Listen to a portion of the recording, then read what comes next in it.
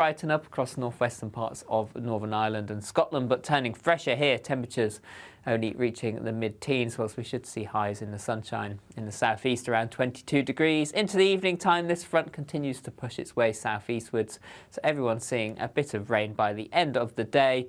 Clear spells and showers following into the early hours for Scotland and Northern Ireland, and the rain just starting to make its hand in the far southeast. Here, temperatures holding up in double figures. Bit chillier further north and west to start Monday, 5 or 6 degrees, but that will be welcomed with some sunshine and a few showers across the Highlands. Through the day, the risk of showers in places. Front may just hold on to the far southeast to give some splashes of rain, but feeling fresher for everyone. Further showers Tuesday, but it should be drier by Wednesday.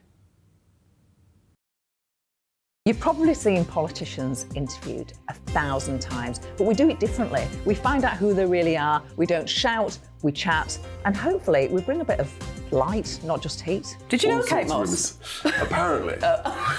Do you have a pair of jeans or a pair of jeans? No, of course I don't. What would I do with them? My friends are like, oh my God, what's she doing now? Join me every Sunday at 6 for Gloria Meets, only on GB News, the People's Channel, Britain's news channel.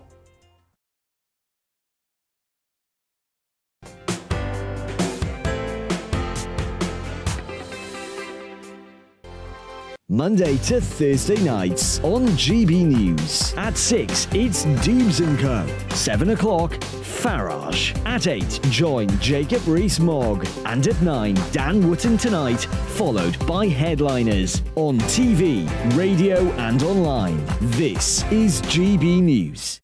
First and foremost, I'm a GB News fan, and I was before I was working here. Just love the fact that we're asking the questions that a lot of establishment media won't ask. With a bit of a twist, we not only want to inform you, but we want to keep you entertained. It's worth the drive because you get in and the team's all ready and waiting, they're itching to go, and it's a proper little family. GB News is the People's Channel. It's the audience that makes the programme sing. We're giving our viewers and our listeners a voice.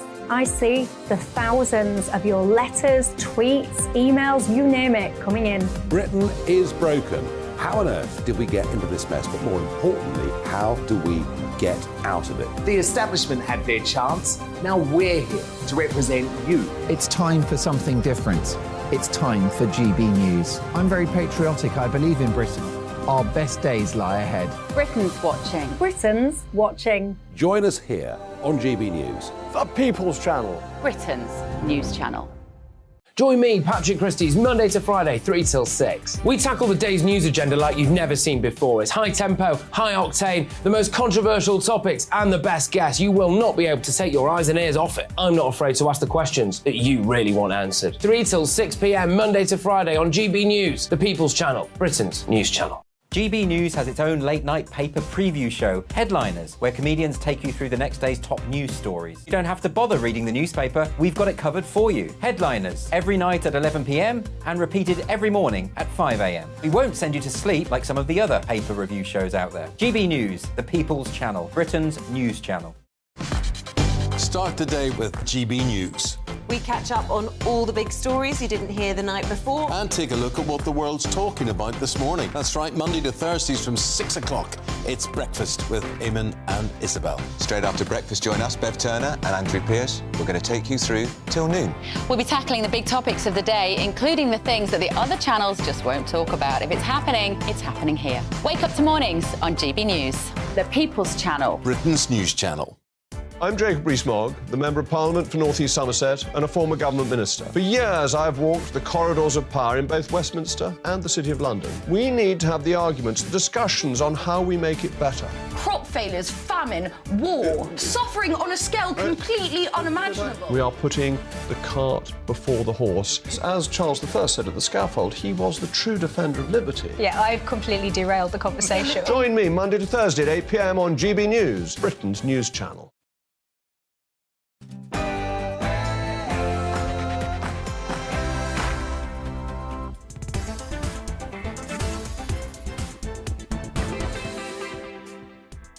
Hello, good afternoon and welcome to GB News on TV, online and on digital radio. I'm Nana Akua, and for the next few hours, me and my panel will be taking on some of the big topics hitting the headlines right now.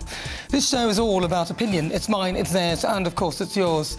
We'll be debating, discussing, and at times we will disagree, but no one will be cancelled. Joining me at 4, broadcaster and columnist Lizzie Cundy, and also, that's such a bad pitch, but also political commentator Sam Dowler. I'll be mucking the week with comedian Francis Forster. But before we get started, let's get your latest news headlines.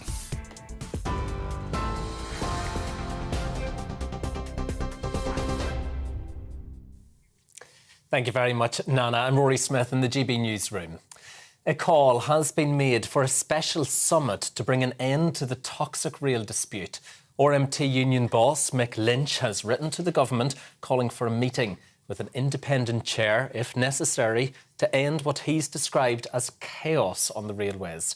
Well, it comes as passengers face yet another day of disruption, with workers again joining picket lines. More strikes are set to be held on the 31st of May and the 3rd of June.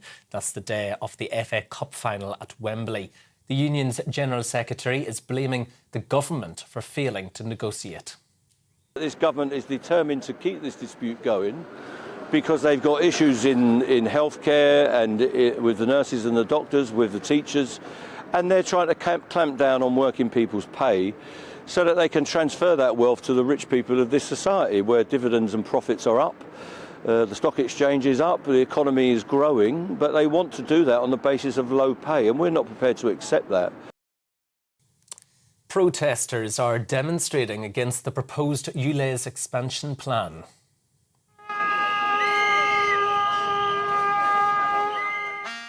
There you could hear drivers honking their horns in Orpington in support of the protesters. The Mayor's proposal to expand the ultra-low emission zone could potentially reach the Kent border by August. Some outer London boroughs, along with the Surrey County Council, launched legal action in February over the proposed extension. Well, protesters say it will hurt them financially. I have my own gardening business. I've just had to fork out nearly £30,000 for a new van that is ULEZ compliant. In a cost of living crisis, adding extra cash bills onto people's already inflated outgoings is totally unnecessary, and it's totally brutal in all honesty. So Keir Starmer says Labour is on track ahead of the next general election, but admitted more work needs to be done. During a speech in London, the leader set out his hope to change the entire culture of his party. He also said he expects next year's campaign to get dirty and nasty after Labour's local election success. The Labour Party will only restore hope in the country if we once again become the natural vehicle for working people, an agent for their hopes and aspirations, a party of the common good. Now, some people think that all we're doing is distancing ourselves from the previous regime. Well, we are, but that misses the point. This is about taking our party back to where we belong. The government has defended SAT tests, saying they're supposed to be challenging for Year 6 students. Well, it comes after hundreds of parents complained that the exam was too difficult and left some pupils in tears. The National Association of Head Teachers has also raised concerns and plans to take the issue up with the school's regulator, Ofquail. The chairman of the Campaign for Real Education, Chris McGovern, told us that difficult SATs are beneficial. We can't really make them any easier. It wouldn't change the driving test, would we, to make it easier? So I'm sorry children were upset, but maybe because their schools were locked down, and maybe because of a lot of pressure from teachers, that's added to the burden on children. We need the tests, and if this was a rogue exam, one would apologise for that, of course. But the principal of LVS Ascot, Christine Cunfrey, says SATs should be abolished. Give a rogue exam to a child who's 10 or 11. That is damaging, and there's no excuse for that. It should be checked more properly. And we know that, there's been exam errors with GCSEs and A-levels. And the reason why I don't agree with SATs is because I do believe that it's too narrow. It's only English and maths. Science was abolished in 2010, and children have a right to a broad and balanced curriculum. And at the moment, many schools who are taking the SATs are teaching to those exams. President Zelenskyy is in Italy for talks with government officials. He's met with Prime Minister Giorgia Meloni on his first trip to the country since Russia invaded Ukraine in February last year. He then met with Italian President Sergio Mattarella. Well, later, Mr. Zelenskyy will meet with Pope Francis to discuss a peace mission to end the war with Russia. Momentum is building ahead of tonight's final of the Eurovision Song Contest in Liverpool. The UK's entry, Mae Muller, who will perform I Wrote a Song, says she's ready to get the show on the road. Well, she's one of 26 acts to appear before an estimated global audience of 160 million viewers. The UK agreed to host the contest on behalf of last year's winner, Ukraine. Well, these fans are very excited for tonight.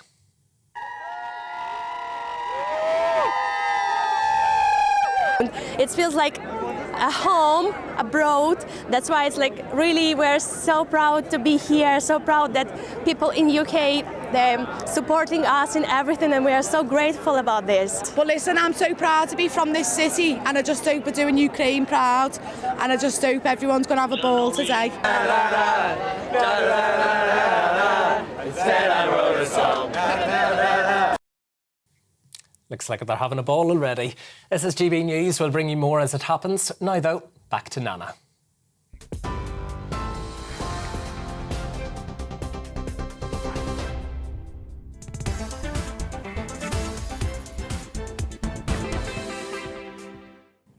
Good afternoon. This is GB News on TV, online and on digital radio. I'm Nana Akua. It's fast approaching 7 minutes after 3 o'clock. Now, it's been a very mucky week, and it's time for Muck the Week. And this week, well, it started with a bang. A bank holiday Monday, a day off after the amazing festivities of the King's Coronation. Some people woke up with a hangover after watching the fabulous concert at Windsor Castle, which closed an emotional day, while Bridgen star Adjoa Ando woke up to face the music of a very different kind.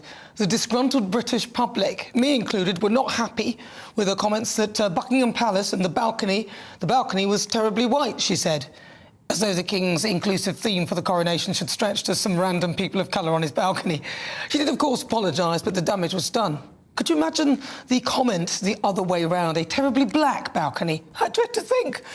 Now, my coronation highlights definitely Princess Anne and her ingeniously placed feather, which sadly wasn't enough to completely obscure Prince Harry.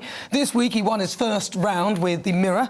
Don't encourage him, crikey. Although he does need all the money that he can get, he's sort of scuttled back to his Montecito mansion so fast that you wouldn't even think that he had anything to do with the royal family, whose connection he depends on for his income. Also this week, the bar for the Conservative leadership appears to have been set even lower when it was suggested that Penny Mordaunt's role in the coronation of carrying a sword has now increased her popularity within the party, and that she should be a great leader. Let me just remind myself of where it all went wrong for her the last time that she went for that role. It was something about a trans woman being a woman, which is nonsense. A trans woman is a biological man. A woman is a woman. And, of course, we're still in the midst of yet more strikes. Unite's members at South Central and South East Coast Ambulance Services, they went on strike on Tuesday. On Wednesday, it was members of the PCS union at HMRC at the customer service centres in Newcastle and East Kilbride. They began a 4-week strike. I can't say that I'll be upset about them. Then university lecturers, they're boycotting marking and assessments. And ASLEF and RMT, those unions went on strike yesterday. And, of course, they're on strike today. Frankly, we've all had enough of the rail strike affecting people travelling to Eurovision, which is tonight, where for now Zelenskyy will not be allowed to make a statement. And our entry, Mae Muller, says she hates Britain. She's apparently applied for an EU passport. She wants your vote. Let me see. It's been a mucky old week.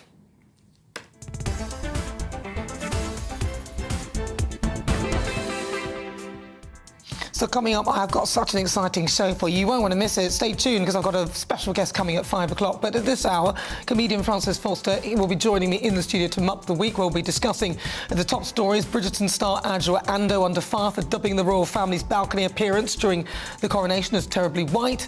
Then Penny Mordaunt's role, the coronation, which gained her favour with members of her party, with reports suggesting she could be favourite now to take over the Tory party leadership. And, of course, British tabloid Mirror have apologised to Prince Harry over their actions towards him. him. Train strikes and loads of things going on, making it difficult for the Eurovision fans to travel to Liverpool whilst the concert is going on this evening. We'll be mucking the week discussing that. Then at 3:20, it's climate control. British Gas have offered a money-back guarantee on heat pump installations as it can leave some homes cooler than those of gas boilers. Well, who knew? Then at 3:40, I'll be discussing the UK's first baby born with DNA from 3 parents. Has science gone way too far? Should they stop playing God? Although they've probably been playing God for a while. And the first MP for Reclaim UK, Andrew Bridgen, will be joining me live in the studio for Political Spotlight to dish all the juicy gossip from the heart of Westminster. Then my amazing guest at 5 o'clock, this week's difficult conversation, mystifier Yuri Geller will be joining me to show off his extraordinary talents. Stay tuned. Make sure you bring old pocket watches that haven't worked, your grandfathers, grandmothers. It's going to be amazing. Love you all. GB News, 5 o'clock with the amazing Nana. Thank you, Uri. Yes. So he's calling on you to bring anything that's broken, bring it to the screen around about 5 o'clock. We will attempt to mystify, we will attempt to try and fix it. That's coming up in the next hour. As ever, tell me what you think on everything we're discussing. Email gbviews@gbnews.uk or tweet me at gbnews.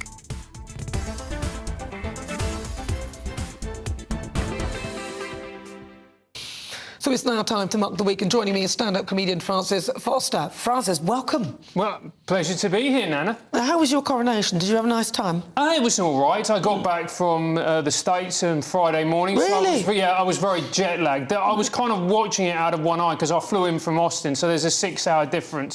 So it kind of seemed like a little bit of a fever dream, if I'm being honest. 6 hours behind, isn't it? 6 hours behind. So you arrived the same time you land? Yeah, exactly. So, as they say, East is beast, returning. So I didn't watch a whole lot of it, I'll be honest with you. I was very interested in the reaction, though. Yeah, what about Adjoa Ando, then? The balcony scene, it was terribly white. Well, this is a ridiculous thing. What were you expecting? The whole point of the British royal family is that they're rich and white. What were you expecting? What, rap group NWA to come along, you know, and make a little appearance? Yeah. It's ridiculous. It's absolutely ridiculous. And they're going to say, oh, representation.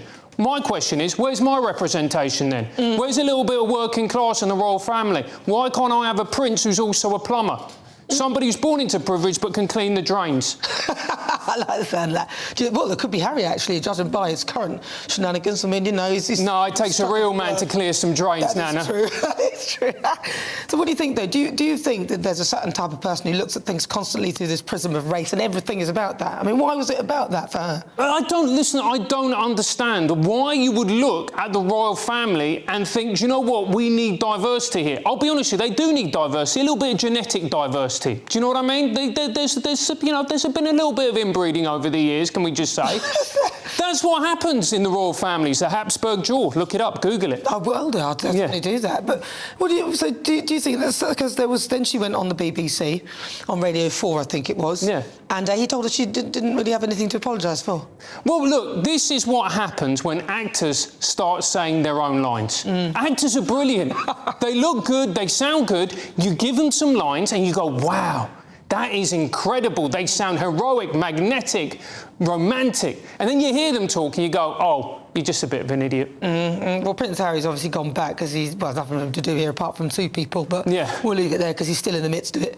What about Penny Mordaunt? Penny Mordaunt carried this sword. I think some people said it was for 2 hours, and she carried it. I thought she reminded me of one of those Lego people, you know, like the ones that came with all the Fisher-Price toys that had the head and the thing come off, and then, you know, I had the Fisher-Price plane. Did you have the plane? No, I didn't have the plane. No. My mum was a very strict Venezuelan woman. No, you do work. You don't have time for toys. But people are now dubbing her as the next leader for the Tory party because she carried this thing for 2 hours. Right, well, to be honest with you, probably better than Liz Truss, let's be fair. Oh, poor Liz Truss, that's not fair on Liz. She can't carry a sword. Knowing her, she'd probably like stagger around and accidentally impale someone with it. But I will say, half the reason this Penny Mordaunt got such a lot of attention is because there's a lot of very, dare I say it, frustrated middle-aged males out there who saw Penny Mordaunt carrying a sword and it did a little something for them. Do you think? You gave them a little bit of pep in their step. You know, do you think? I never thought of it like that. I just thought she looked like a little Lego person. I didn't even think how heavy the sword was, so all credit to her. Yeah. But frankly, if that's all you need to be a leader of the Tory party, then Well, that is all you need to be leader of the Tory party, Nana. Well, Rishi couldn't carry the sword. No, he couldn't. Probably bigger than him. Exactly, he's too small.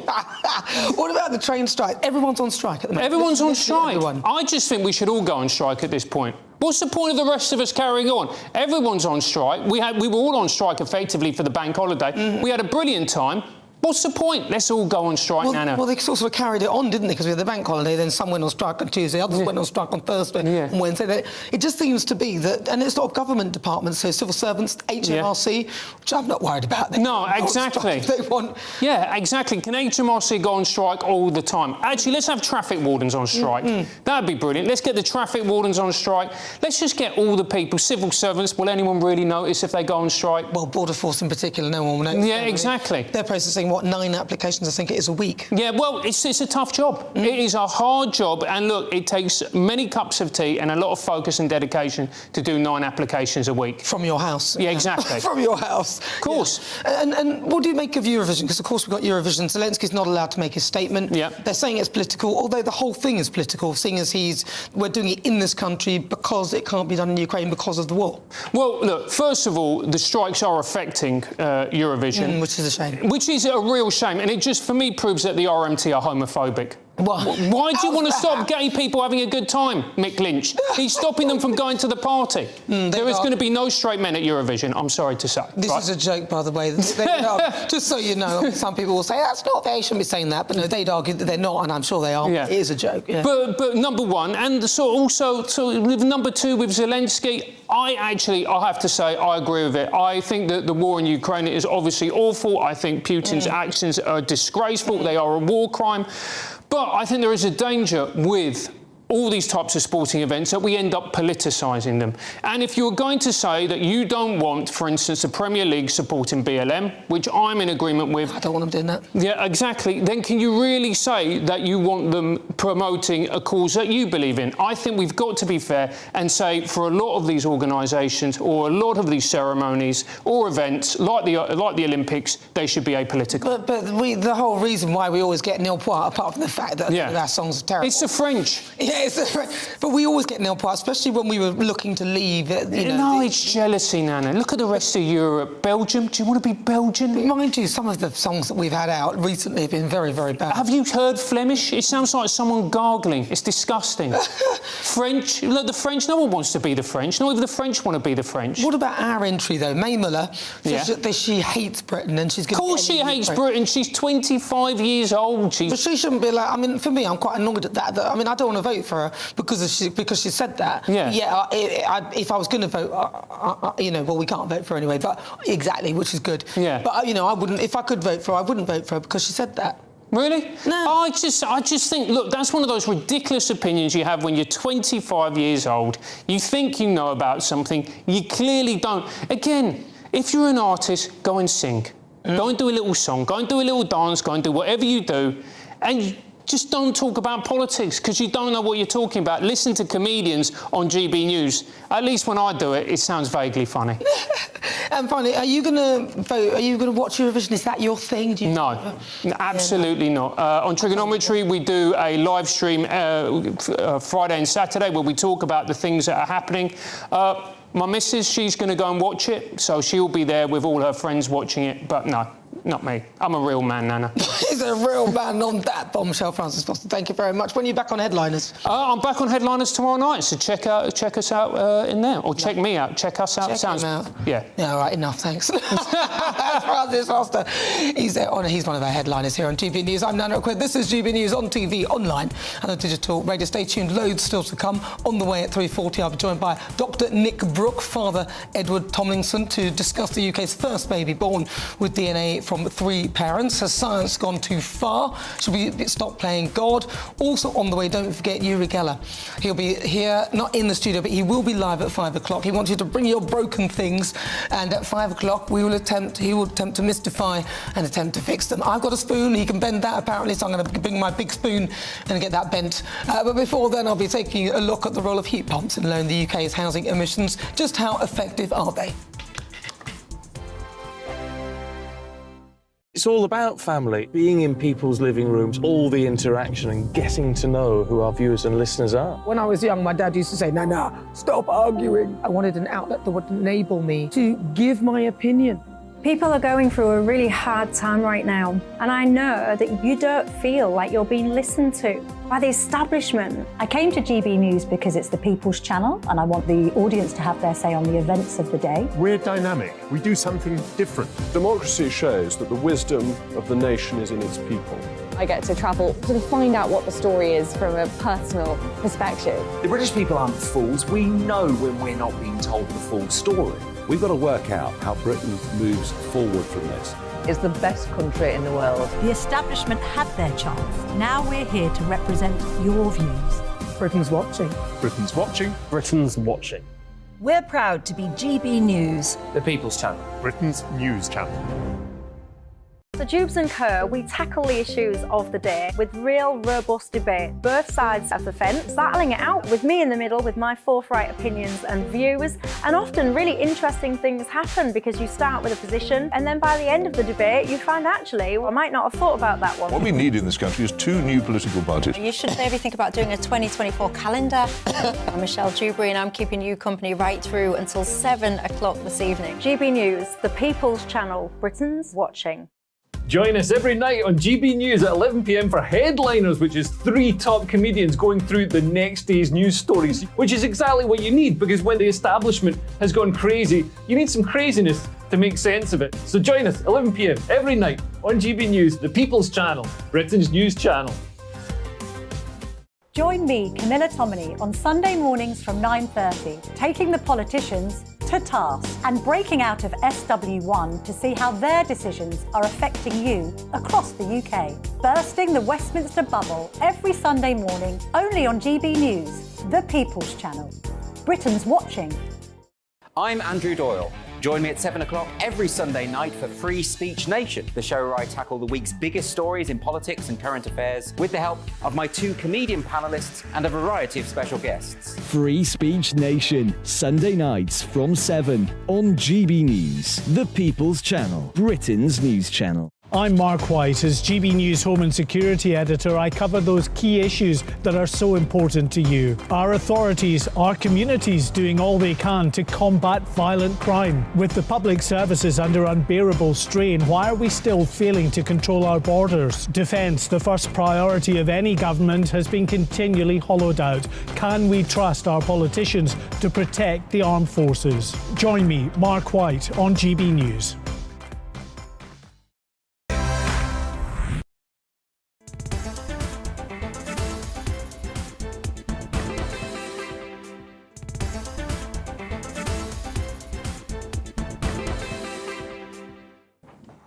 Hello, good afternoon and welcome to GB News on TV, online and on digital radio. It's coming up to 23 minutes after 3 o'clock. I'm Nana Akua. Now, before the break, we're discussing all this week's top stories. Let's see what you've been saying. Peter says the real reason that Eurovision stopped Zelenskyy from addressing the millions of people watching the live event was because they were afraid that he would ask for more money.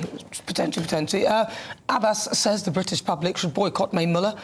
No one should vote for her. If any British person votes for her, they should be ashamed of calling themselves British, full stop. Now, which bit is it? Can British people vote for... is it afterwards you can vote, or you can't vote for the ones in your own country? I don't think so. So she doesn't need to worry about us. But right now, it's time for this week's Climate Control. British Gas have offered a money-back guarantee on heat pump installations because they could leave some homes cooler than those that use gas boilers. And the energy giant has put the offer on the table in a bid to increase take-up of the new technology heat pumps, which are expected to help the UK lower home emissions to aid in meeting the government's net zero targets. So I'm joined now by journalist and plumber Roger Bisbee, hopefully we'll get him, and senior meteorologist Jim Dale. Jim, I'm going to start with you. Talk to me about these heat pumps then, because I'm wondering, why is there such a push on them? Because it's the right thing to do, because of climate change. Before I get there, can I just say something to you? That is, I've got your little present. Oh, I've got one of these already. Don't mind, you've got one, but you're going to get another one, and I'll tell you why. You pledged your allegiance to King Charles, did you not? I did, yeah. The climate king. Yes. The net zero king. No, the green king. No. Let's get this straight. I cannot stand the fact that Charles gets himself involved in politics. He promised he wouldn't. It's not politics. It is. It's green stuff. But anyway, there's a little with a crown on it and all the rest of it. I don't mind people talking about improving the environment. Thank you very much. This is a red one. Yeah, it's a red one. Yes, with little hearts on it. Lovely. Yeah, and a little crown as well. There you go. Imagine a bee that size coming towards you. You have to run for your life. It'll kill you. But thank you very much, Jim. OK, you're welcome. So heat pumps. No, let me just say, because you said about that. No, I pledge my allegiance because I'm very happy and I love the royal family. I don't want Charles to get involved in politics. I do believe that we need to keep the environment clean, but however, I think net zero is a scam. Right. OK, that's your view. Yes. OK, right, so heat pumps. Talk to me. 20 million sold across Europe. So it's not a small number. It's not in decline. It's going in the right direction. British Gas, soon to be British Heat Pumps, the name. Doing the right thing. They're moving in the right direction. I don't think this is stopping. I admit there are difficulties in terms of the housing stock in the UK, some of it being old, some of it being not able to take heat pumps as well as they should, and against say European homes. But the government are offering £5,000.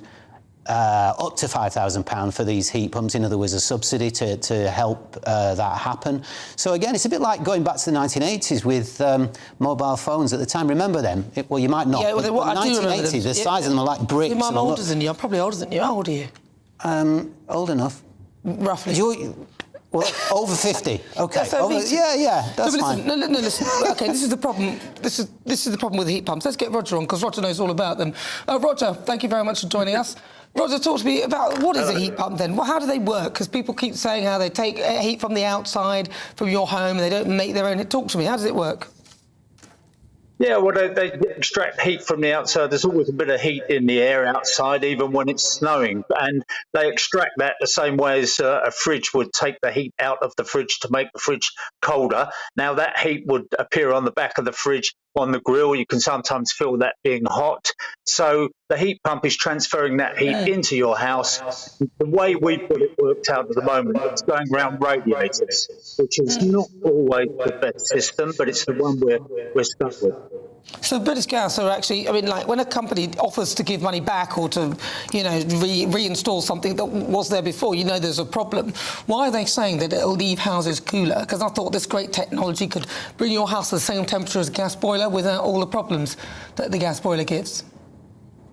Well, the problem is that heat pumps give you a very low-grade heat, and it's not that responsive. So what's happening is you're getting heat into the house at maybe 40 degrees Celsius, as opposed to a boiler which can give you 70, 50. It depends what you want. So you can turn a boiler up and down. If it's a cold day, you can turn a boiler up, put a bit more heat in. You can fill your radiators. You say, oh, that's lovely. I feel warm. But with a heat pump, it's this very low-grade heat, 40 degrees Celsius, and it's just tipping through. So you have to keep it on 24/7 in order for that heat to get into the building, and you have to stop the heat escaping. And with old houses, that's a problem. What about, because I heard with radiators as well, there's an issue with the radiators, so they have to get rid of all your old radiators, put in new radiators, and of course proper insulation in the home. Yeah, absolutely. And the other thing is with radiators, you need bigger pipes to them. You can't just put a bigger radiator in and serve it with the same pipe. So a lot of houses are running on fairly small bore heating pipes. They would need to be upgraded. And I've talked to a lot of installers about this. I say, how are you going to get those pipes into the house? You can't notch through floorboards and joists to get a large diameter pipe in, because you're weakening the structure. So there's a lot of headaches that come about. Now, British Gas's idea that they're going to do that, what they're talking about in terms of the money to put a heat pump in, is just totally unrealistic. So what they're saying is if your house doesn't reach that temperature, doesn't keep that temperature, they will give you your money back. So they're looking at the house very, very carefully. Will it achieve those temperatures? If it will, they'll take the bet. And what you have to do on your part is keep that on 24/7. Now, there's the problem, because last night it was cold, this morning it's hot. You've heated your house up yesterday to this temperature. Now you don't need it. So a gas boiler you can turn on and off as you need it, chuck it on for a couple of hours in the evening when you're chilly, and turn it off afterwards. Not with a heat pump. You keep the heat pump on all the time, and the heat pump decides what's going on. Well, see, well, it's not practical, is it, Jim? technology is what is being talked about here, and it always will be. So I'll just take you back to where I was a minute ago, and that is the mobile phones of the 1980s, where they were like a brick. I was fortunate enough to be able to afford one, and a lot of people at the time said, oh, this is never going to take off, it's never going to happen. And probably, arguably, through the ages, we've had inventions and things that have not necessarily worked to begin with, or worked in the way that they should. They're working very well in Europe, I've got to say, in Scandinavian countries particularly.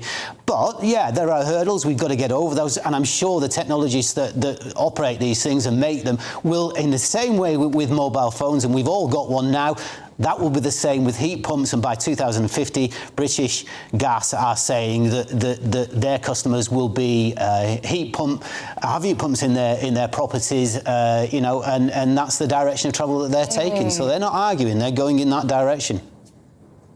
Yeah. So why do we need the government subsidy?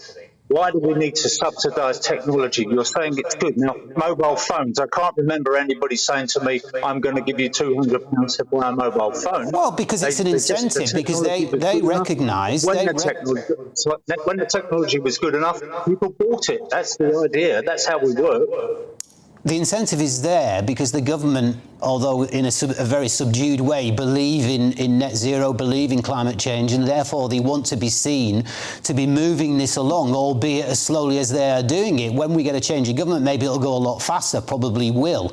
And in which case, all of this, and you know, sometimes these inventions, I'm not knocking yourself, but I would say that, you know, there are many people that come along who always doubt what's going to happen. We would be still in caves, to be frank with you, if we didn't put our foot forward. Yes, mistakes along the way. Let me get Roger to respond. We'll still be in caves if we didn't give this.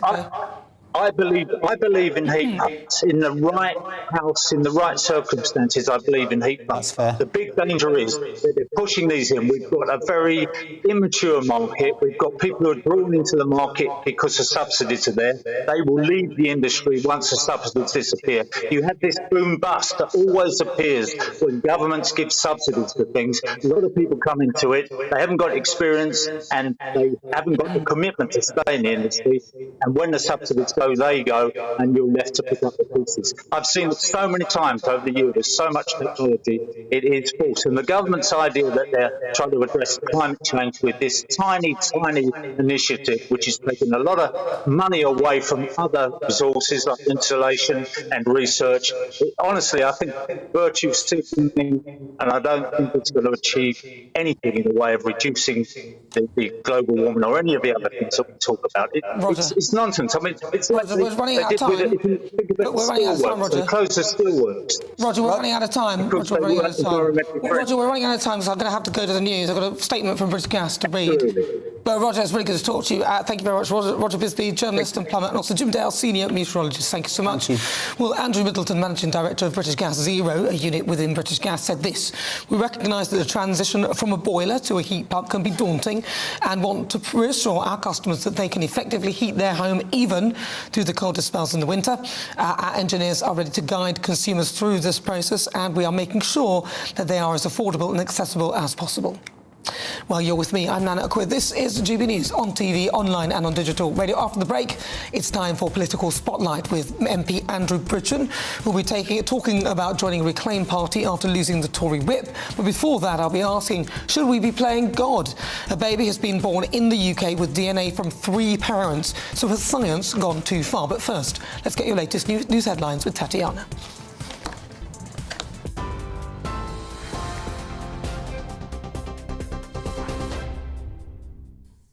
Nana, thank you very much and good afternoon. This is the latest from the GB Newsroom. A call has been made for a special summit to bring an end to the toxic rail dispute. RMT union boss Mick Lynch has written to the government calling for a meeting with an independent chair if necessary to end what he's described as chaos on the railways.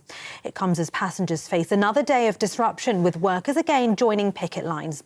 More strikes are set to be held on the 31st of May and the 3rd of June, the day of the FA Cup final at Wembley. Protesters are demonstrating against the proposed ULEZ expansion plan. The London's mayor proposal to expand the ultra-low emission zone could potentially reach the Kent border by August. Some outer London boroughs, along with Surrey County Council, launched legal action in February over the proposed extension. President Zelenskyy is in Italy for talks with government officials. He's met with Prime Minister Giorgia Meloni on his first trip to the country since Russia invaded Ukraine in February last year. He then met with the Italian President Sergio Mattarella. Later, Mr. Zelenskyy will meet with the Pope to discuss a peace mission to end the war with Russia. And momentum is building ahead of tonight's final of the Eurovision Song Contest in Liverpool. The UK's entry, May Miller, who'll perform I Wrote a Song, says she's ready to get the show on the road.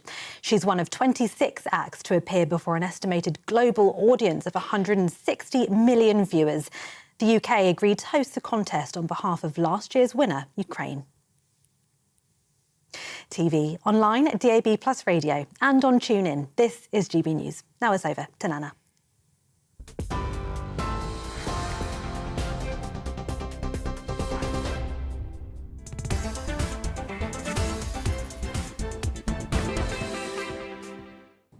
Thank you very much, Tatiana. It's just coming up to 35 minutes after 3 o'clock now. Stay with me because coming up at 5, I'll be joined by world-famous mystifier Yuri Geller. Now, he has sent me this special message. Everyone, this is Yuri Geller. I'm standing in my museum in Old Jaffa in Israel, the Holy Land. Now listen, this year is the 50th anniversary, my 50th anniversary to that very famous BBC show with David Dimbleby, where spoons started bending in your homes, watches came alive, broken appliances started working. Well, today on GB News at 5 o'clock, don't miss it, with Nana, I'm going to repeat that experiment. Stay tuned. Make sure you bring old pocket watches that haven't worked, your grandfathers, grandmothers. It's going to be amazing. Love you all. GB News, 5 o'clock with the amazing Nana. Thank you, Yuri. Make sure you're there. Don't go anywhere. I joined GB News because I was sick and tired of not hearing my views being represented, not just mine, but so many people that I knew and spoke to. I just couldn't get my voice out there. I couldn't say anything. I couldn't do anything. Whatever the narrative was, I kind of had to follow it. GB News is there to provide a voice for those who have been ignored by the establishment media. We think different things, we've got a different style. GB News is here to be optimistic and positive about the future. It's real kind of dynamic and flowing, with the audience very much at the heart of it, like a big family. Here at GB News, we talk about the things that matter to you. Hearing the voices from right across our towns and cities, especially our towns. All sides of the argument represented with a heavy dose of opinion. We're on a mission here to make a difference. And the GB News family really is here for you, and whatever time of day you can watch or listen. Britain's watching. Britain's watching. We're proud to be GB News, The People's Channel. Britain's news channel. Westminster is going around in ever-decreasing circles, followed by the media. Britain is broken. How on earth did we get into this mess? But more importantly, how do we get out of it? Join me at 7 p.m, Mondays to Thursdays on Farage, here on GB News. We will have open, rational debate. We've got to work out how Britain moves forward from this. Join us here on GB News, the People's Channel. Britain is watching. You've probably seen politicians interviewed 1,000 times, but we do it differently. We find out who they really are, we don't shout, we chat, and hopefully we bring a bit of light, not just heat. Did you know Kate Moss? Apparently. Do you have a pair of jeans or a pair of jeans? No, of course I don't. What would I do with them? My friends are like, oh my God, what's she doing now? Join me every Sunday at 6 for Gloria Meets, only on GB News, the People's Channel, Britain's news channel. I'm Simon Evans. Join me on GB News for Headliners at 11 p.m. What's the scoop? I'll be joined by 2 of the country's top comedians. That's right. As we take a look at tomorrow's newspapers tonight. We're going to get into trouble. If it's a big story, we'll be covering it. Spill some tea on him. There we go. But we'll also have some fun. I wouldn't stick up a bank. My father didn't love me. So anyway. Headliners every night from 11 on GB News, the People's Channel, Britain's news channel. Monday to Thursday, 9 p.m. till 11 p.m. Join me, Dan Wootton. I'll bring you the sharpest takes and hottest debates. Do you not believe in prison? I don't believe in prisons. I'm completely stunned. I guarantee you there'll be no spin, no bias, no censorship. I actually was personally quite offended by it. And no reason to go to bed. So I guess they've always been quite woke. That's Dan Wootton tonight on TV, radio and online. Monday to Thursday from 9 p.m. till 11 p.m. on GB News. The People's Channel, Britain's news channel.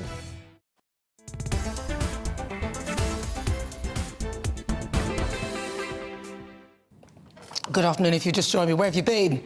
This is GB News on TV, online and on digital radio. I'm Nana Akua. Now, just before we were talking about heat pumps, lots of you have been getting in touch with your thoughts. Let's see what some of you have been saying. Clive says, so if the heat pump doesn't work, are they going to reinstall my gas boiler as well? I hope so. Terry says these things are totally useless and yet again another cash cow for pump companies to make immense bucks. Homes are not heated enough, proven. They're very expensive and very noisy. Yet another eco scam. Geraldine says, hi Nana, I love your show. I laughed out loud about Harry and the feather. Oh, it was funny, wasn't it? If they're going to change Prime Minister, can you please put your name forward? Oh, think about it. I don't think they pay enough there, unfortunately. Right, stay with me. A baby in the UK has been born using 3 people's DNA, with most coming from 2 parents. Now, the technique has been used in order to prevent babies being born with debilitating diseases. But this begs the question, should we be playing God in this way? I mean, where does it actually stop? Could it lead to parents being able to select physical characteristics for their children? Joining me now is Dr. Nick Brooke, a consultant gynaecologist and Catholic priest, Father Ed Tomlinson. Not Father Ted, Father Ed Tomlinson. Thank you very much for joining me both. Yeah, not Father Ted. Not Father Ted. Now, I'm going to start with you, Nick. Talk to me about this technique, though, because there are 3 elements to this. Then, so what are the elements that come together to make this baby? Well, this is a process that's been developed to try and exclude or try and get rid of what's called mitochondrial disease. It's a terrible condition that affects around 1 in 5,000 babies in the UK. And what the process is the little mitochondria that is part of the cell, part of the egg that the female combines with the sperm, is removed. So the little powerhouse is taken out, and then the donor genetic material is put back in. So you get a new powerhouse, which doesn't transfer these awful diseases. You get the genetic information from the mum, and you get genetic information from the dad. And that's what makes the 3 components of this new embryo. And then to go forward, you've got an embryo that hasn't or has got no chance of transferring these genetic disorders down the line. So it's kind of like a sort of selection process of finding the correct thing that has the mitochondria to make sure that the actual sperm and egg are fertilized without this abnormality. So that's like a genetic engineering. But is there anything really wrong with that? Why would this be a bad thing? I'm just going to bring Father Ed in. Father Ed, what's your take on this? I think it's a little bit concerning, really. I think that the difficulty for me is that there is a divine order of things. We've been given a family unit of 1 man and 1 woman. We're all born with 1/2 of a fully working reproductive system. And I believe that we're meant to raise children within those units. And what this new science does, although it's very, very clever, we can salute the scientists, is it creates a moral dilemma. We've now got a child artificially dislocated from the natural organic family unit. And I think that's very concerning. We're starting to get into the realm of Frankenstein science. And the second thing I'd say is, just because we can do something doesn't mean we should. There are plenty of people born with disability. And are we really saying that there's something negative about them? Actually, we're all born as we are, and our defects are part of us, and we need to be loved like that and allow those people to flourish. And I'd hate to think of a brave new world where all people with ADHD or all people with any sort of defect are just simply never allowed to be born. I think it's a little sinister. But why is that sinister to take out? I mean, like if you could alleviate a suffering of a certain kind by using this technology, why would it be a bad thing? I mean, it's not just the person who's suffering with the condition; it's the parents and those who have to take care of this child. I mean, do you not think? I mean, in my view, it sounds like a very positive move. But Nick, I mean, you take on Ed's point there. Yeah, I completely agree, and I think the fear factor is this Frankenstein scenario. The UK is the only country in the world that's currently licensed to do this. There's a second country, there's Australia that's just got the approval. The Americans are very anti it, very worried of going down what Ed said, this route, but it's going to create a nightmare scenario. The only thing I would say in its defence, as clever as the science is, and it is a wow, it's amazing. You had a family or a family member that were affected by this. You're looking at a shortened lifespan. You're looking at a severely disabled child. You're looking at the fact that there's the quality of life issue here can be significantly compromised, not only for the individual, but for all those that are going to be caring for that child. And if you can prevent that, if you can just reduce that chance of that child being unwell, I'm for it, absolutely for it. Surely it's alleviating suffering, and also the knock-on effect as well. If you can take out that genetic abnormality, it could take out the abnormality for the succession of that person as well. So it's not just one person suffering that you're alleviating. You might even be able to get rid of abnormalities that affect people in a negative manner. Surely that has to be positive, Father. Yeah, and we're not talking. These are not. Can I get Father Ed to respond? These are not minor issues. These are massive, massive, massive issues. So with your reference to ADHD, we're not talking about these minor cosmetic or relatively benign conditions. These are massive issues. Can I get Ed to respond? Yeah, well, the first thing I'd say is hard cases don't make good ethics. They always begin with the hard case, and then, the slope has begun. The next thing I'd say is actually this child, what about its needs rather than the parents' needs? There are so many children who need adopting, so many children who need taking in. And I think as a society, we're in danger of turning babies into commodities. People think they have a right to have a baby. And that's putting the children's needs second very often. And I think really we should begin by saying, if the child is having to be put together in a laboratory, if different embryos are being destroyed, which are also viable lives, I think we're just getting all our a priori decisions wrong, even if the intention is a good one. Ed, and I think the child deserves its own mother and father, and I think it's going to be very confusing for that child. And there could be all sorts of complications. Ed, can I just ask you? Ed, sorry, can I just ask you, do you have any children of your own? I have 3. Yeah. So if you could take out some condition, say, so that one of them would not suffer from it, and you wanted to have another child, surely you'd be up for that, or you would be fine if the child came and it was suffering, and because of your philosophy and your ideology. Your beliefs? Well, I think once they're born, I'd do everything I could in my power to make them better, but that's very different than actually engineering who they are before they're born, and that's what we're talking about here.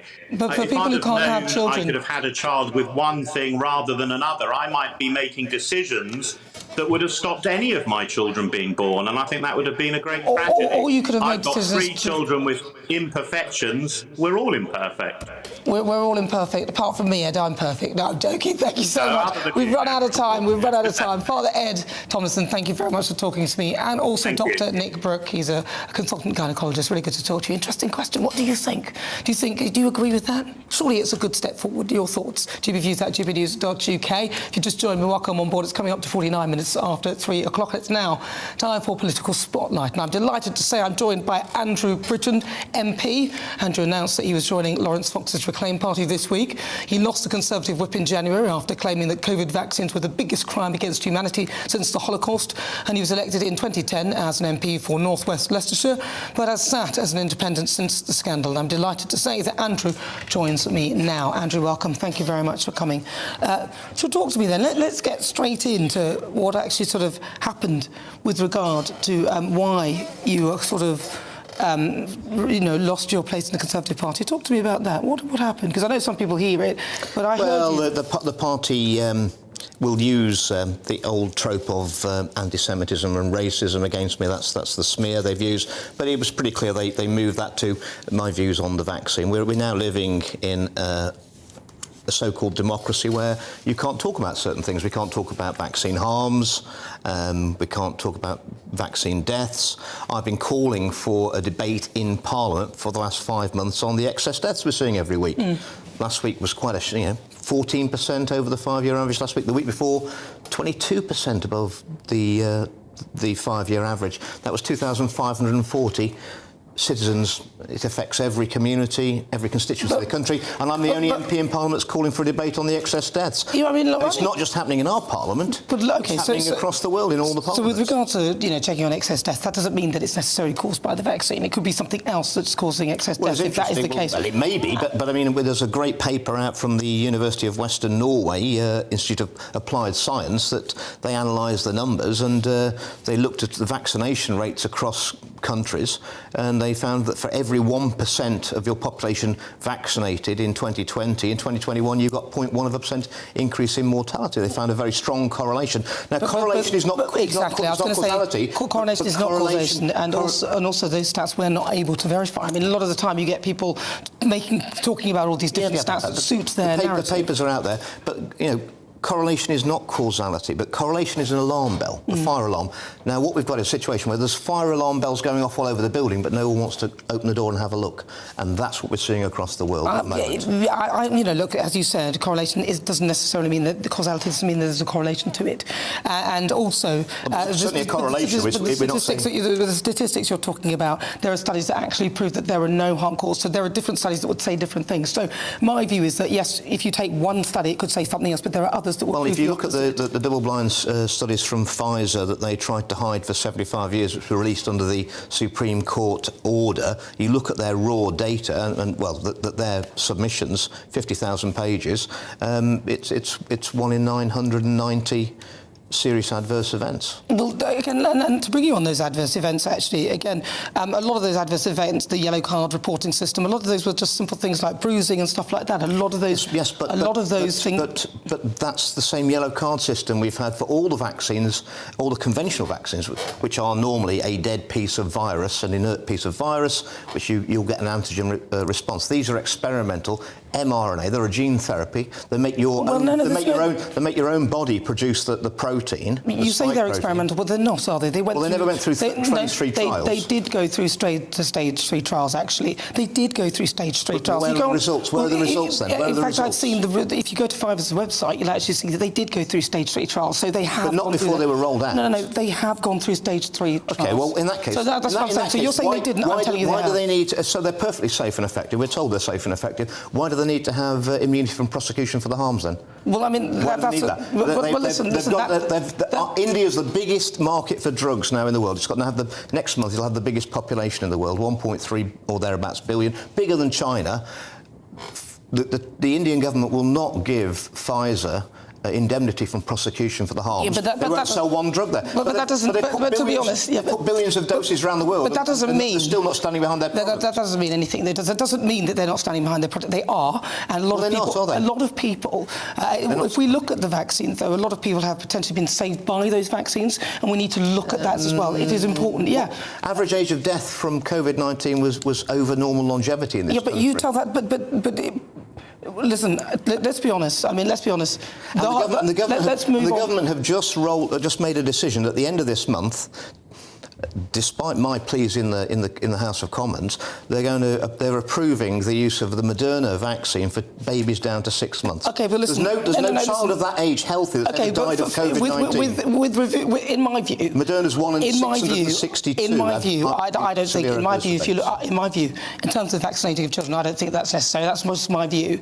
But if the government want to do that and people want to have their children vaccinated, then that's fair enough. I don't think there's a problem with that. But they should have informed consent. They need to know about the risks. we all have looked at the risks of the vaccines. I looked at the risks of the vaccine myself. I knew with absolutely any medical treatment there could be a side effect. Everything has some sort of side effect, and I was fortunate that there wasn't any real serious side effect. But that is the risk, that every single treatment that you will ever have, or even something that you eat, can have a side effect. So we know that. What I'd love to do is just have a word about the previous topic about your mitochondria. I remember we were talking about that debate about 8 years ago, yeah. and I supported it as my degree's in biological sciences and biochemistry.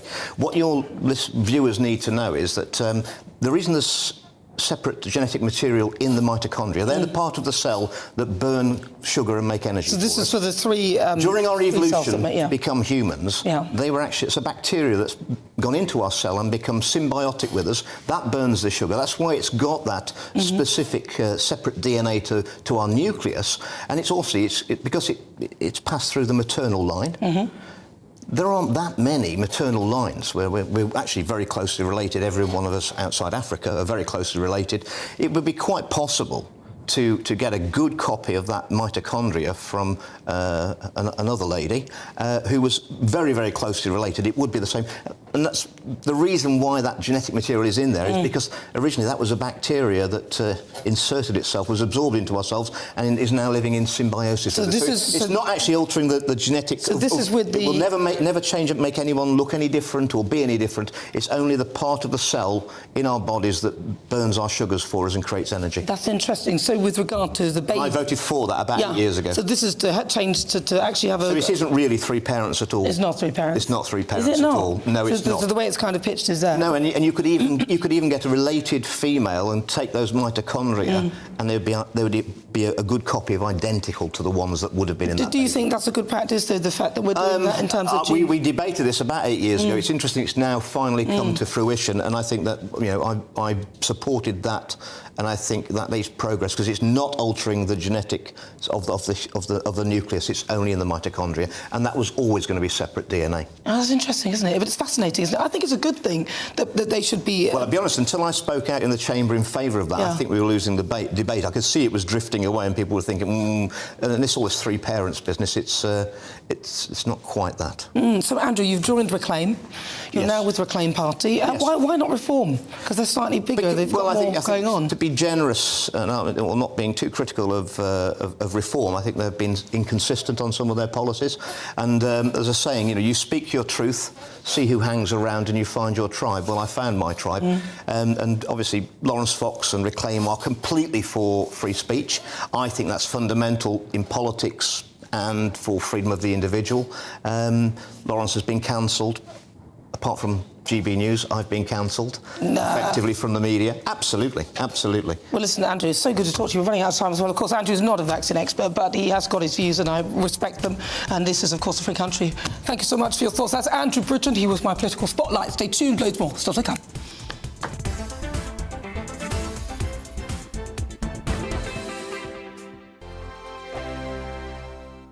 Monday to Thursday nights on GB News. At 6, it's Dubes & Co. 7 o'clock, Farage. At 8, join Jacob Rees-Mogg. And at 9, Dan Wootton Tonight, followed by Headliners. On TV, radio and online. This is GB News. First and foremost, I am a GB News fan, and I was before I was working here. Just love the fact that we're asking the questions that a lot of establishment media won't ask. With a bit of a twist, we not only want to inform you, but we want to keep you entertained. It's worth the drive because you get in and the team's all ready and waiting, they're itching to go, and it's a proper little family. GB News is the people's channel. It's the audience that makes the programme sing. We're giving our viewers and our listeners a voice. I see the thousands of your letters, tweets, emails, you name it, coming in. Britain is broken. How on earth did we get into this mess? But more importantly, how do we get out of it? The establishment had their chance. Now we're here to represent you. It's time for something different. It's time for GB News. I'm very patriotic. I believe in Britain. Our best days lie ahead. Britain's watching. Britain's watching. Join us here on GB News. The people's channel. Britain's news channel. Join me, Patrick Christie's, Monday to Friday, 3 till 6. We tackle the day's news agenda like you've never seen before. It's high tempo, high octane, the most controversial topics, and the best guests. You will not be able to take your eyes and ears off it. I'm not afraid to ask the questions that you really want answered. 3 till 6 p.m, Monday to Friday on GB News, the People's Channel, Britain's news channel. GB News has its own late-night paper preview show, Headliners, where comedians take you through the next day's top news stories. You don't have to bother reading the newspaper, we've got it covered for you. Headliners, every night at 11 p.m, and repeated every morning at 5 a.m. We won't send you to sleep like some of the other paper review shows out there. GB News, the People's Channel, Britain's news channel. Start the day with GB News.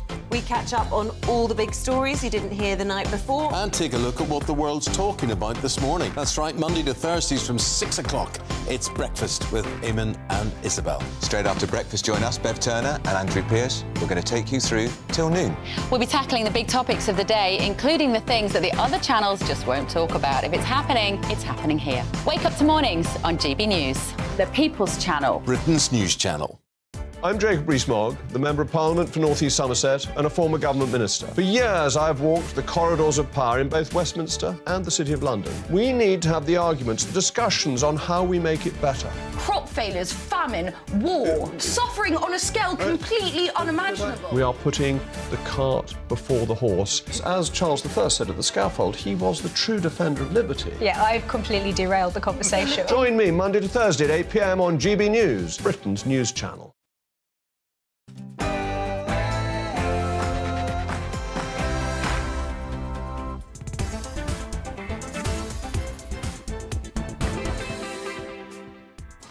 Hello, good afternoon and welcome to GB News on TV, online and on digital radio. I'm Nana Akua, and for the next 2 hours, me and my panel will be taking on some of the big topics hitting the headlines right now.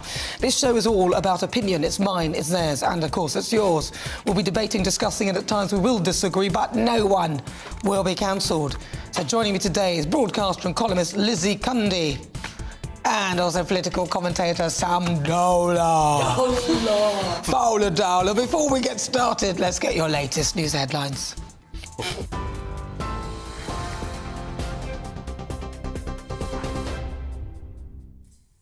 Nana, thank you and good afternoon. It's 4 o'clock. This is the latest from the GB newsroom. A call has been made for a special summit to bring an end to the toxic rail dispute. RMT union boss Mick Lynch has written to the government calling for a meeting with an independent chair, if necessary, to end what he's described as chaos on the railways.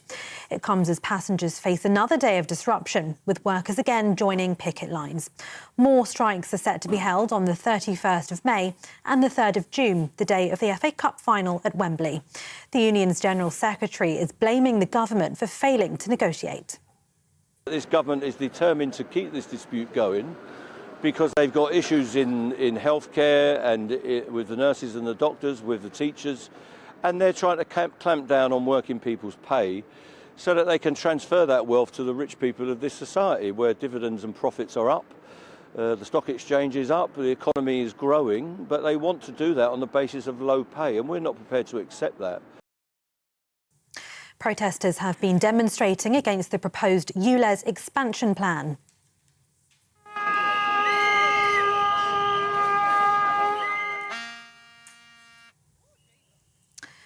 There you could hear drivers honking their horns in Orpington in support of the protesters. The Mayor's proposal to expand the ultra-low emissions zone could potentially reach the Kent border by August. Some outer London boroughs, along with Surrey County Council, launched legal action in February over the proposed extension. Protesters say it'll hurt them financially. I have my own gardening business. I've just had to fork out nearly £30,000 for a new van that is ULEZ compliant. In a cost of living crisis, adding extra cash bills onto people's already inflated outgoings is totally unnecessary, and it's totally brutal, in all honesty. Sir Keir Starmer says Labour is on track ahead of the next general election, but admitted more work needs to be done. During a speech in London, the leader set out his hope to change the entire culture of his party. He also said he expects next year's campaign to get dirty and nasty after Labour's local election success. The Labour Party will only restore hope in the country if we once again become the natural vehicle for working people. an agent for their hopes and aspirations, a party of the common good. Now, some people think that all we're doing is distancing ourselves from the previous regime. Well, we are, but that misses the point. This is about taking our party back to where we belong. The government has defended SATS exams, saying they're supposed to be challenging for Year 6 students. It's after hundreds of parents complained that the test was too difficult and left some pupils in tears. The National Association of Head Teachers has also raised concerns and plans to take the issue up with the school's regulator, Ofqual. Chairman of the Campaign for Real Education, Chris McGovern, told GB News that difficult SATs are beneficial. We can't really make them any easier. It wouldn't change the driving test, would we, to make it easier? So I'm sorry children were upset, but maybe because their schools were locked down and maybe because a lot of pressure from teachers, that's added to the burden on children. We need the tests, and if this was a rogue exam, one would apologise for that, of course. But the principal of LVS Ascot, Christine Cunniff, says SAT should be abolished. Give a rogue exam to a child who's 10 or 11. That is damaging, and there's no excuse for that. It should be checked more properly. And we know that, there's been exam errors with GCSEs and A-levels. And the reason why I don't agree with SATs is because I do believe that it's too narrow. It's only English and maths.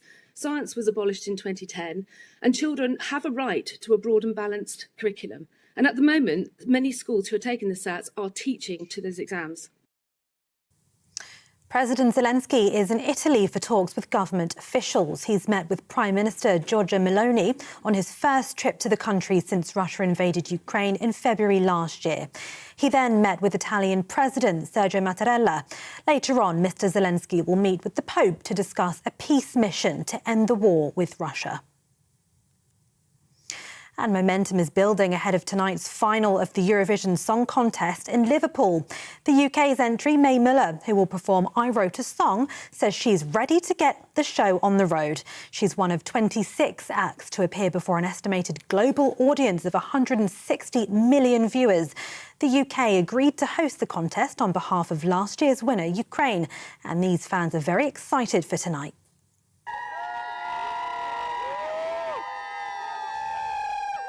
It feels like a home abroad.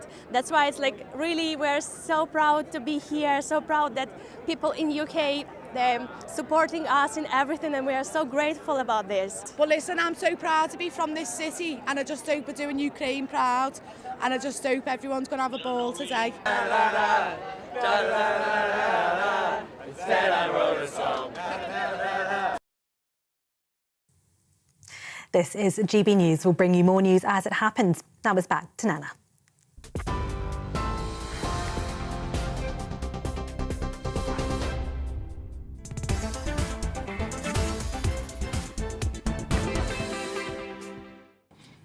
Good afternoon. Welcome on board. This is GB News. It's fast approaching 7 minutes after 4 o'clock.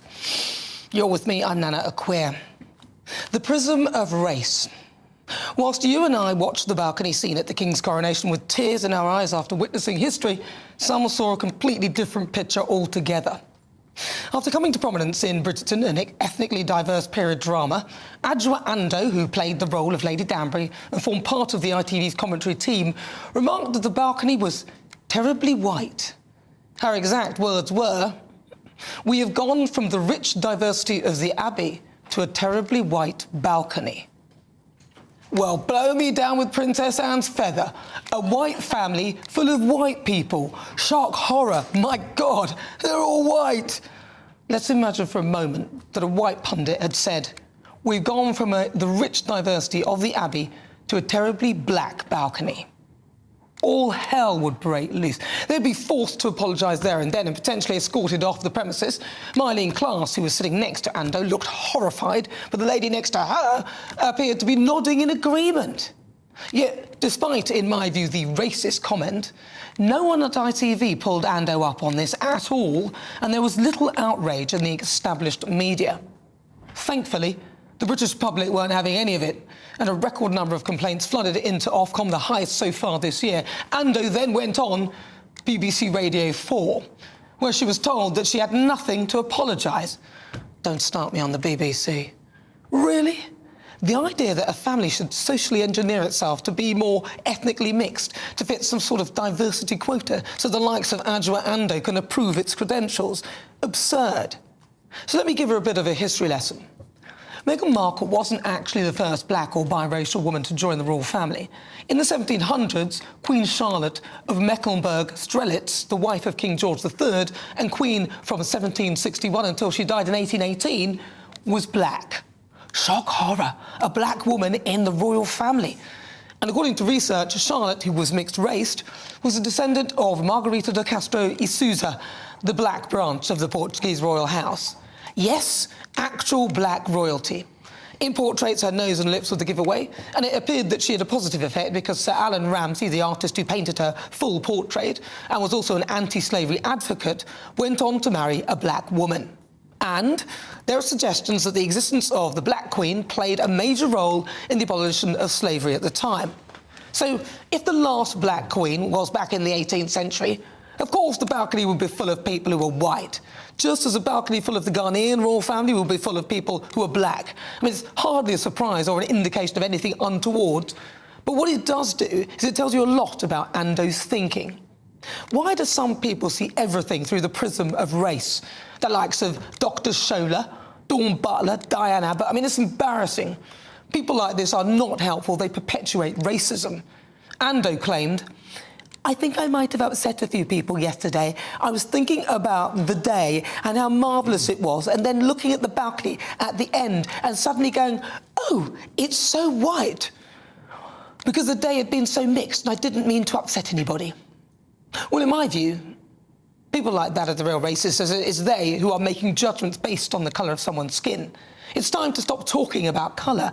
It's time to start reminding ourselves colour is irrelevant. It's just an outer coating. It tells you nothing about the person inside. It's time to teach our children that we are one race, the human race.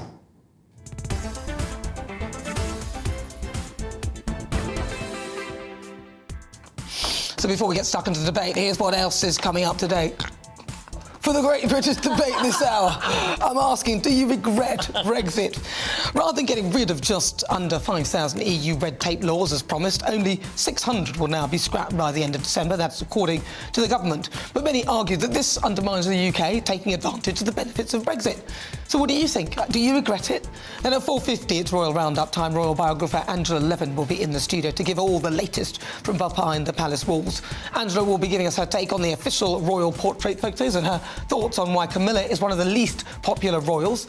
And then stay tuned at 5. This week's difficult conversation, Mystifier Yuri Geller will be joining me live, performing some of the world's famous tricks. Stay tuned. Make sure you bring old pocket watches that haven't worked, your grandfathers, grandmothers. It's going to be amazing. Love you all. GB News, 5 o'clock with the amazing Nana. I know, I have a giant spoon. I brought a spoon, it's been nicked. Somebody's got my spoon. They want to use my spoon. Bring a spoon, bring whatever is broken. Uri says that he's going to attempt to fix it, and then he wants to hear whether you managed to get it fixed or not. So stay tuned, that's coming up at 5 o'clock in the next hour. Tell me what you think on everything we're discussing. Email gbviews@gbnews.uk or tweet me at gbnews.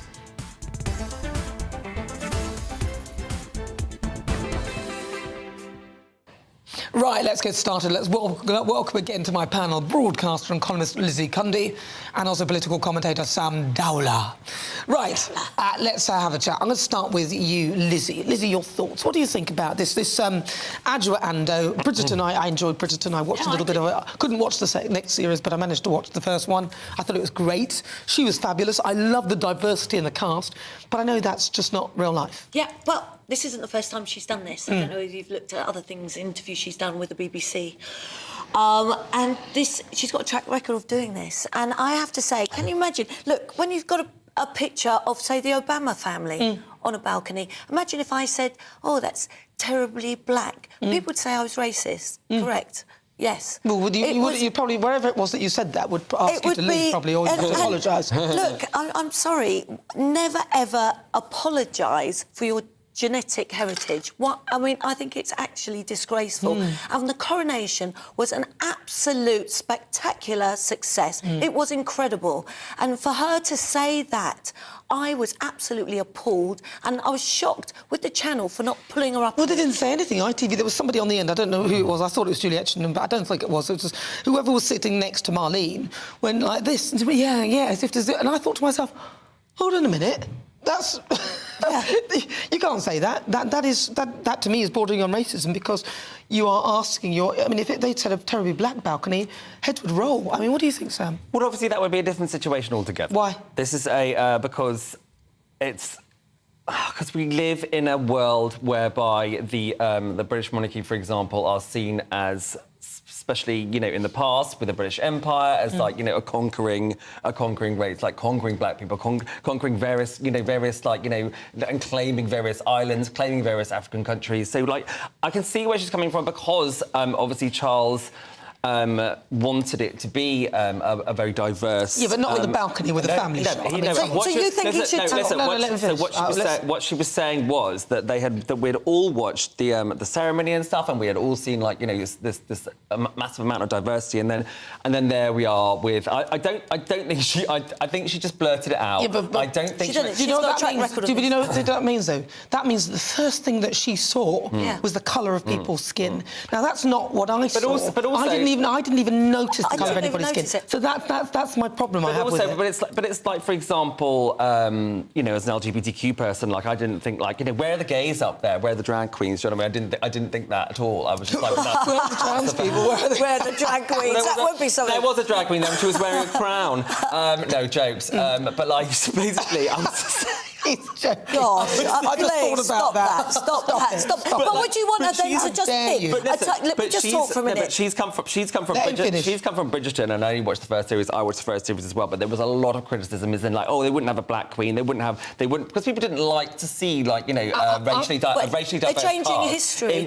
No, because it's not. Bridgerton is made up. Well, yes. So therefore, I think she was just, you know, just blurting something out, and then I think she didn't apologise for it, but I think she did regret it, but I mean, you can see why it popped into her. No, I can't. I wasn't looking at it like that. If she regretted it, she would have said the next day, I am so sorry. She didn't apologise. She said, oh, did I do something wrong? I think she did apologise. It wasn't really an apology to me. And what do you want? To get a token person of colour on the balcony, just as a token, we must have someone that is Chinese. Let's have some... You know, it doesn't make sense, and that's what is racist. But again, was it a comment about Meghan, for example? I mean, you know, if there were still working royals, then she probably would have been on the balcony. She's not a working royal, and Meghan, they chose not to do it. Meghan decided to leave the royal family. Yeah, no, I get that. So it might have been like, oh, no, where is Meghan, sort of thing. I mean, who knows where she was coming from? But I know where she was coming from. But again, she's, you know, come from a very colourblind show that people you know had a problem with. She's like, this is, and again, like, if that's your focus, then it is a sort of thing that you talk about. But you see, okay, so this is the problem, and this is why I entitled the monologue "Prism of Race." Because there are certain people who look at everything like this, and it literally blinds everything, so they cannot see anything else except, oh, there's not another black person, or there's... And I think it's very negative, it's detrimental, and it's damaging to the children, because for people like me who haven't seen it, you're forcing me to see your own bias. I don't want to see it, I don't want to hear it, I don't want to hear people talking. Now I have to look at the balcony and say, oh, there's only...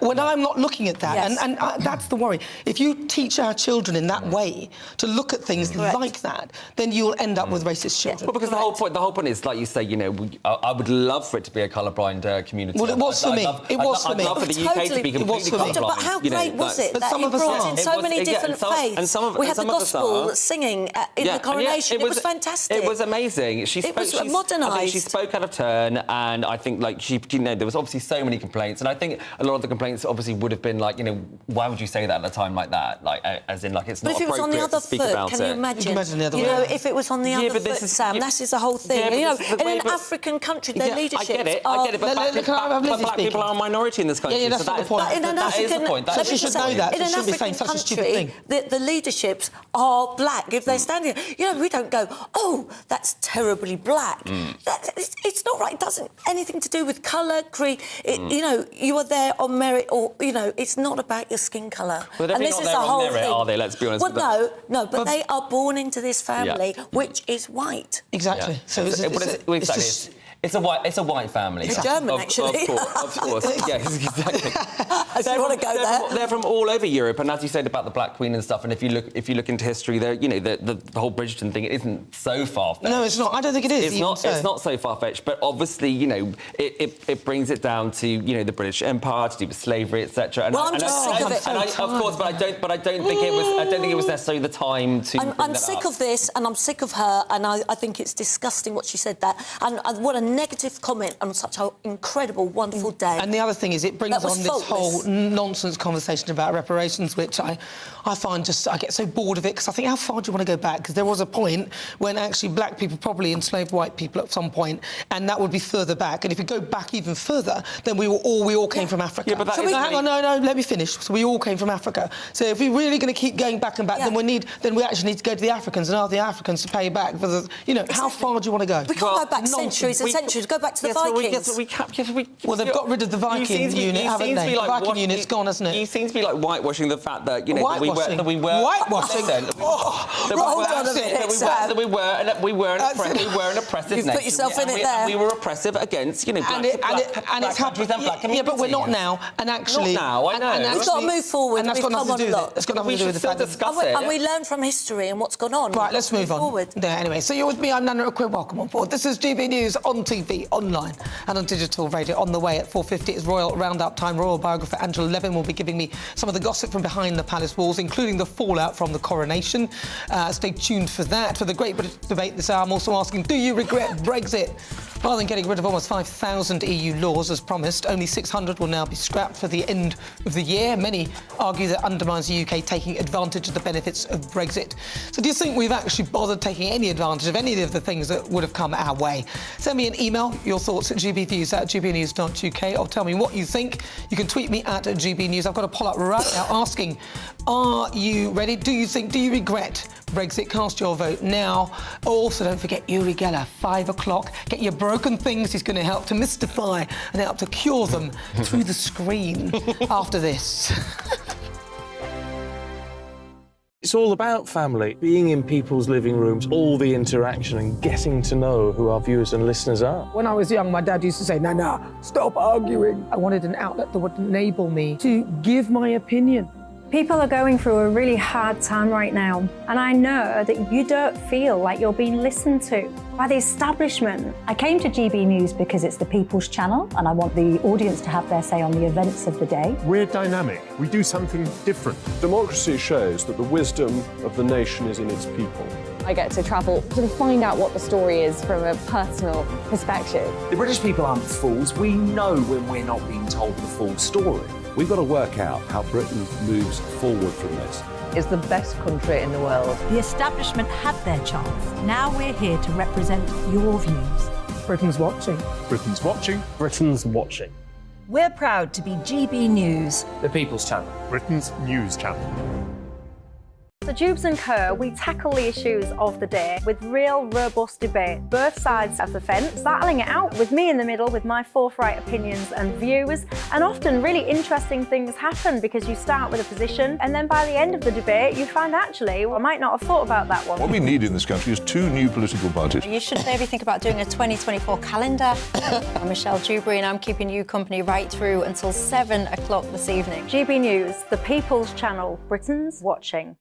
Join us every night on GB News at 11 p.m. for Headliners, which is 3 top comedians going through the next day's news stories, which is exactly what you need, because when the establishment has gone crazy, you need some craziness to make sense of it. So join us 11 p.m. every night on GB News, the People's Channel, Britain's news channel.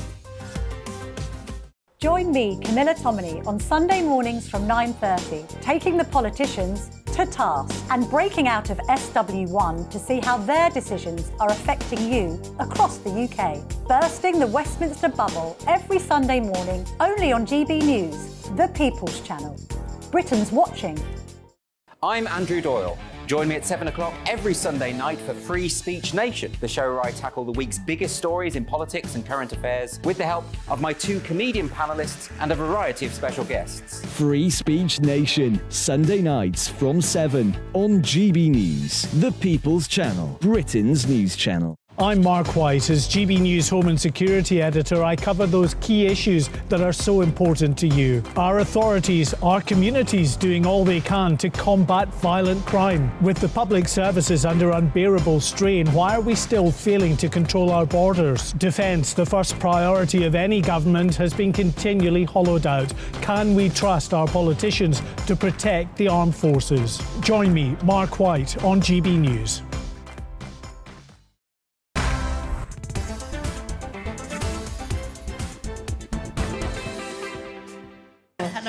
Good afternoon. It's coming up to 24 minutes after 4 o'clock. This is GB News. We are the People's Channel. Now, before the break, we're discussing the Bridgen Stars comments. Angela Ando, let's see what you've been saying.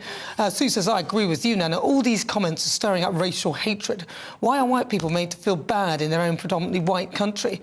Bill says, the woman is a fool. You are correct. There is only one race, the human race. Emma says, what a wonderful, eloquent intro. Thank you very much. We need to push this. No one should be judged by the colour of their skin, and nowhere should be mathematically split by race. Totally agree. Paul says, watched a Smurfs film the other day and it was terribly blue. Right, thank you very much for that.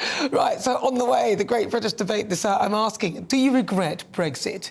GB News presenter and former Brexit Opportunities Minister Jacob Rees-Mogg has accused the Prime Minister of behaving like a bourgeois. Is that right? Have I said that right? Following the decision to abandon plans to scrap EU red tape by the end of the year.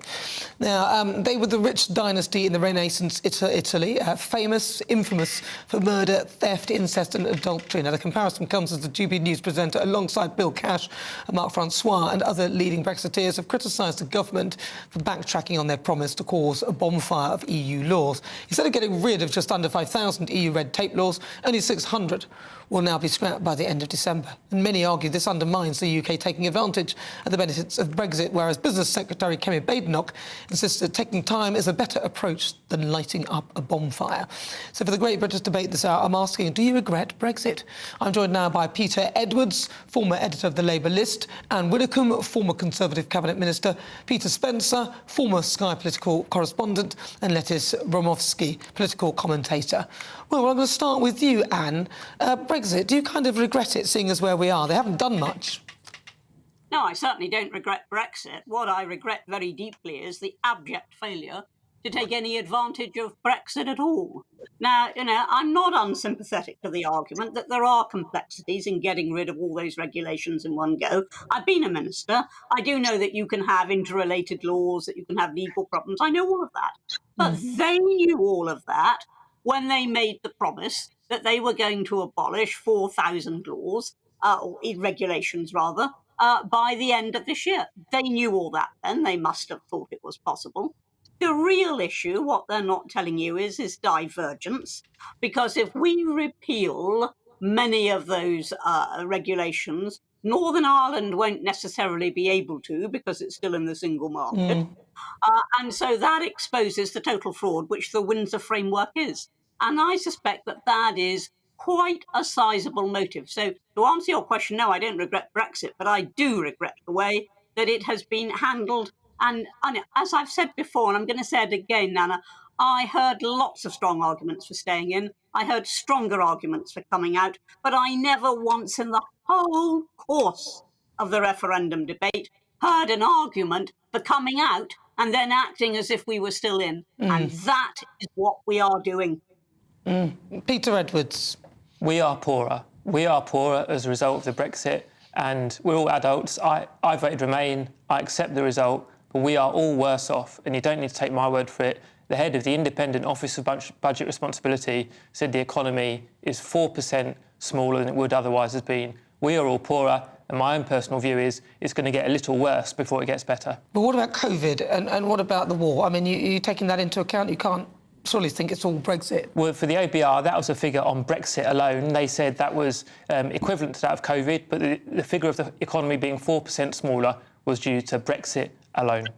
Do you not think it could be partly to do with the way that the politicians have handled Brexit? Because if they'd handled it correctly, we not necessarily would have been poorer. We all expected a little bit of pain. Well, it's a mess, and I don't think anyone would deny that it's been a mess, whether it's changes of policy or changes of negotiators or changes of Prime Minister. But you made the other point about no one accepted it would be easy, but in fact there were some Brexit campaigners saying it will be easy, or a trade deal with America will be the easiest thing in the world, or the £350 million for the NHS, listen, which we haven't got. People didn't believe all that. I didn't believe that. I voted for it and I didn't believe that. Peter Spencer. There is a groundswell of public opinion that says it's time we got back into the European Union. It's a very bold statement. It's probably heretical to say it on this particular channel, but there were two perfectly self-respecting surveys last week, one of which said 60% of us, if there were an EU referendum tomorrow, would vote to stay. And there was another one, 18 to 25, and nearly all of them said we want to stay. So and these, of course, come after a whole tranche of other surveys saying much the same thing. And I find it very interesting to look at the local election results. Now, of course, no one can be quite sure, but they give the impression that there will be a hung parliament next time round, and very likely a Lib-Lab pact. Now, the Libs have only shown a bit of an ankle here, but nonetheless, they would love us to go back, and that could be a bit of a condition that they would apply to Sir Keir Starmer to go into government with him. What do you think? I think that a lot of this groundswell that you're talking about to return to the EU is simply there because of this, what Anne was saying, this continued disappointment in how Brexit has been managed by the Conservatives since we Brexited back in 2016. You know, we all remember the Brexit referendum, and one of the defining parts was that we would take back control of our laws. We have not seen this happen yet. It's been 7 years, and now we're still unable to scrap these 4,000 laws. We've had Conservative Prime Minister time and time again overpromise and underdeliver. And that, frankly, people are getting fed up about that. And I don't think it's a want to return to the EU. I think it's people are just not getting the Brexit that they were promised. To be honest, I'm embarrassed by the way the politicians have handled this. I mean, the whole thing when we actually got the Brexit vote, then there was all that sort of infighting to try and stop it from happening from people who didn't want it to happen. And now it feels like the Conservative Party are actually infighting themselves now. And what do you think really needs to happen now? Because we're not going to get rid of these 4,000 laws, simply because, as you pointed out, the situation with Northern Ireland. What do you think? What should we be doing now? Well, all we can do is to take advantage of Brexit at every opportunity, and that is not what we're doing. Now, we have got the Pacific deal and we have got various trade deals, but that's about, the trade deals are about the only thing we've done that we voted for Brexit for. We voted to take back control of our borders, ho, ho, ho. We voted to take back control of our laws, ho, ho, ho. And unless we do that, and it is perfectly possible to do that, with will. And don't blame the civil service for this. It isn't their absence of will. Ministers are ministers. They determine the policy. They give the direction. Don't blame the civil servants. Blame the weak, ineffectual, hopeless politicians in Westminster. And do you wonder why I've left the Conservative Party? Peter, I'm going to ask you, Peter Spencer, up there, I want to ask you, I mean, you don't have to tell me what you voted for, but if you had the chance to vote Brexit or Remain, what would you vote? Or have you changed your vote? Would you... No, I haven't. I haven't changed my vote, and I mean, I don't actually like having to lay my cards on the table, but no, I was a Remainer and I remain a Remainer. And to pick up Anne's point about the inefficient government for not having a bonfire of regulations, lovely to see you, by the way, again, and I have to say, it's been a few years, but you look a good 10 years younger. But letting that pass, any regulation generally speaking, has to go through Parliament. The process for each regulation can take months. You're going to scrap 4,000 or however many thousand of it is. I mean, it's about as plausible, I have to say, as the smart motorways, which everyone could see from the very outset was going to be extremely dangerous. Likewise, promising to get rid of all these laws just wasn't going to happen. It wasn't possible. Not in Very that briefly, space. Anne, you've got about 10 seconds. Peter, you know as well as I do, because you know how Parliament works. These are not laws. These are not directives. These are regulations. Regulations get examined in one morning by a specified committee in the House of Commons. I know that. I did enough of it in my time. These are regulations. Obviously, ministers must have thought that they could have got rid of them when they made the promises. I'm sympathetic to the argument that they may have discovered odd things, but not to the extent of 4,000, my dear. Not to the extent of 4,000. Anne, thank you very much. I don't really believe it, Peter. Thank you so much. An awful lot Anne of them. Widdecombe. She's a former Conservative Cabinet Minister. Peter Edwards, former editor for the Labour List. Peter Spencer, former Sky political correspondent. And Letis Bromovsky, political commentator. You're with me. I'm Nana Akua. This is GB News. We're live on TV, online and on digital radio. Don't forget as well, you can stream us live on YouTube. After the break, we'll continue with our great British debate. And I'm asking, do you regret Brexit? You'll hear the thoughts of my panel, broadcaster and columnist Lizzie Cundy and also political commentator Sam Dowler. Stay tuned, but first, let's get your latest news headlines.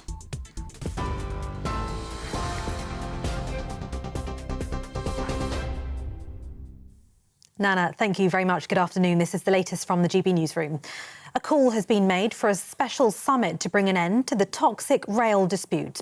RMT union boss Mick Lynch has written to the government calling for a meeting with an independent chair, if necessary, to end what he's described as chaos on the railways.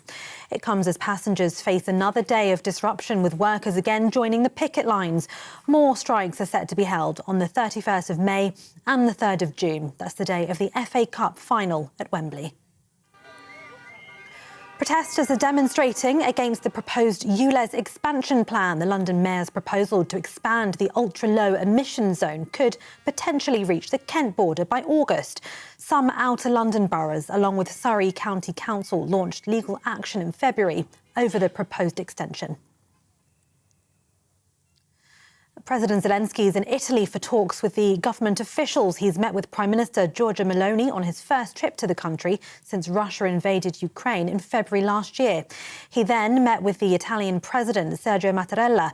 Mr. Zelenskyy has also been meeting with the Pope to discuss the peace mission to end the war with Russia. And finally, a nurse from Devon has won a £200,000 prize for her work in improving diabetes care. Margaret Shepherd from Exeter was chosen from over 50,000 medical colleagues across the globe. The 60-year-old won the Astor Guardian's Global Nursing Award for raising awareness of the condition. She's set up a network of genetic diabetes nurses and has become the leading nurse for monogenic diabetes in the UK. TV, online, DAB+ radio and on TuneIn. This is GB News. Now it's back to Nana.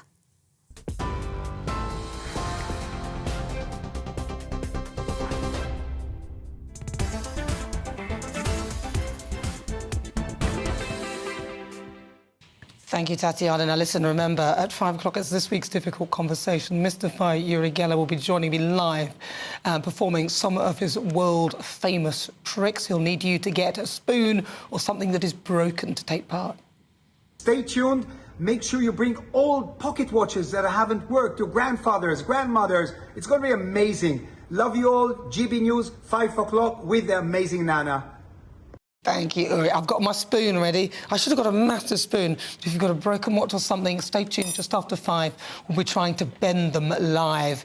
Before then, though, my panel will be going head-to-head in the Great British Debate this hour. And I'm asking, do you regret Brexit?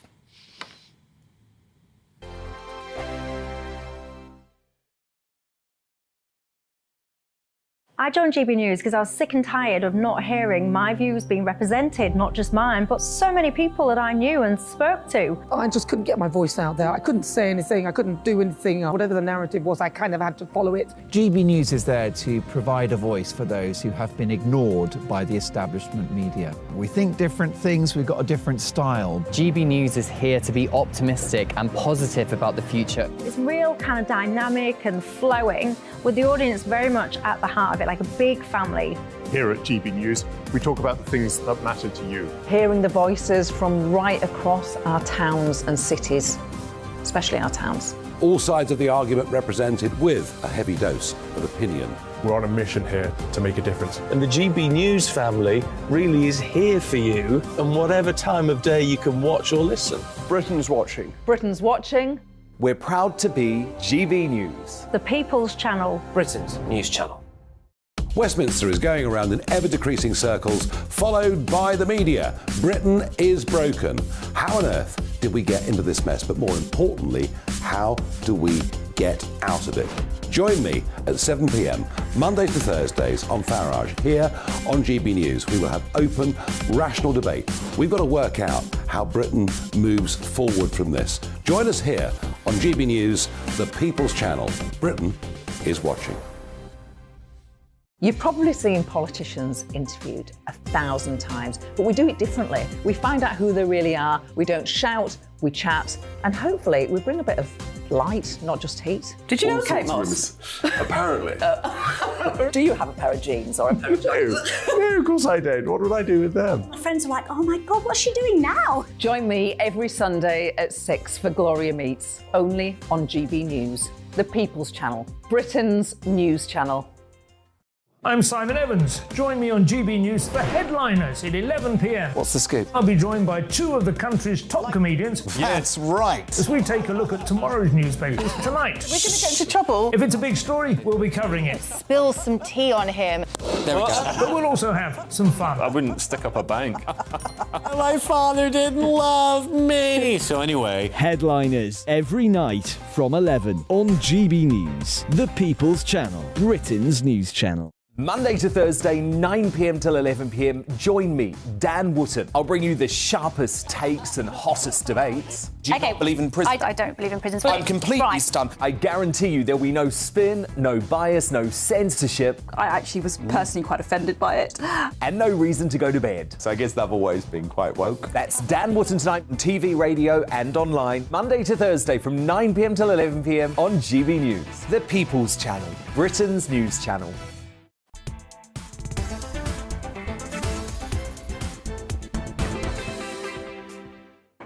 Welcome back. This is GB News on TV, online and on digital radio. I'm Nana Akua. And it's time now for the Great British Debate this hour. And I'm asking, do you regret Brexit? GB News presenter and former Brexit Opportunities Minister Jacob Rees-Mogg has slammed the Prime Minister's decision to abandon plans for a bonfire of the EU laws.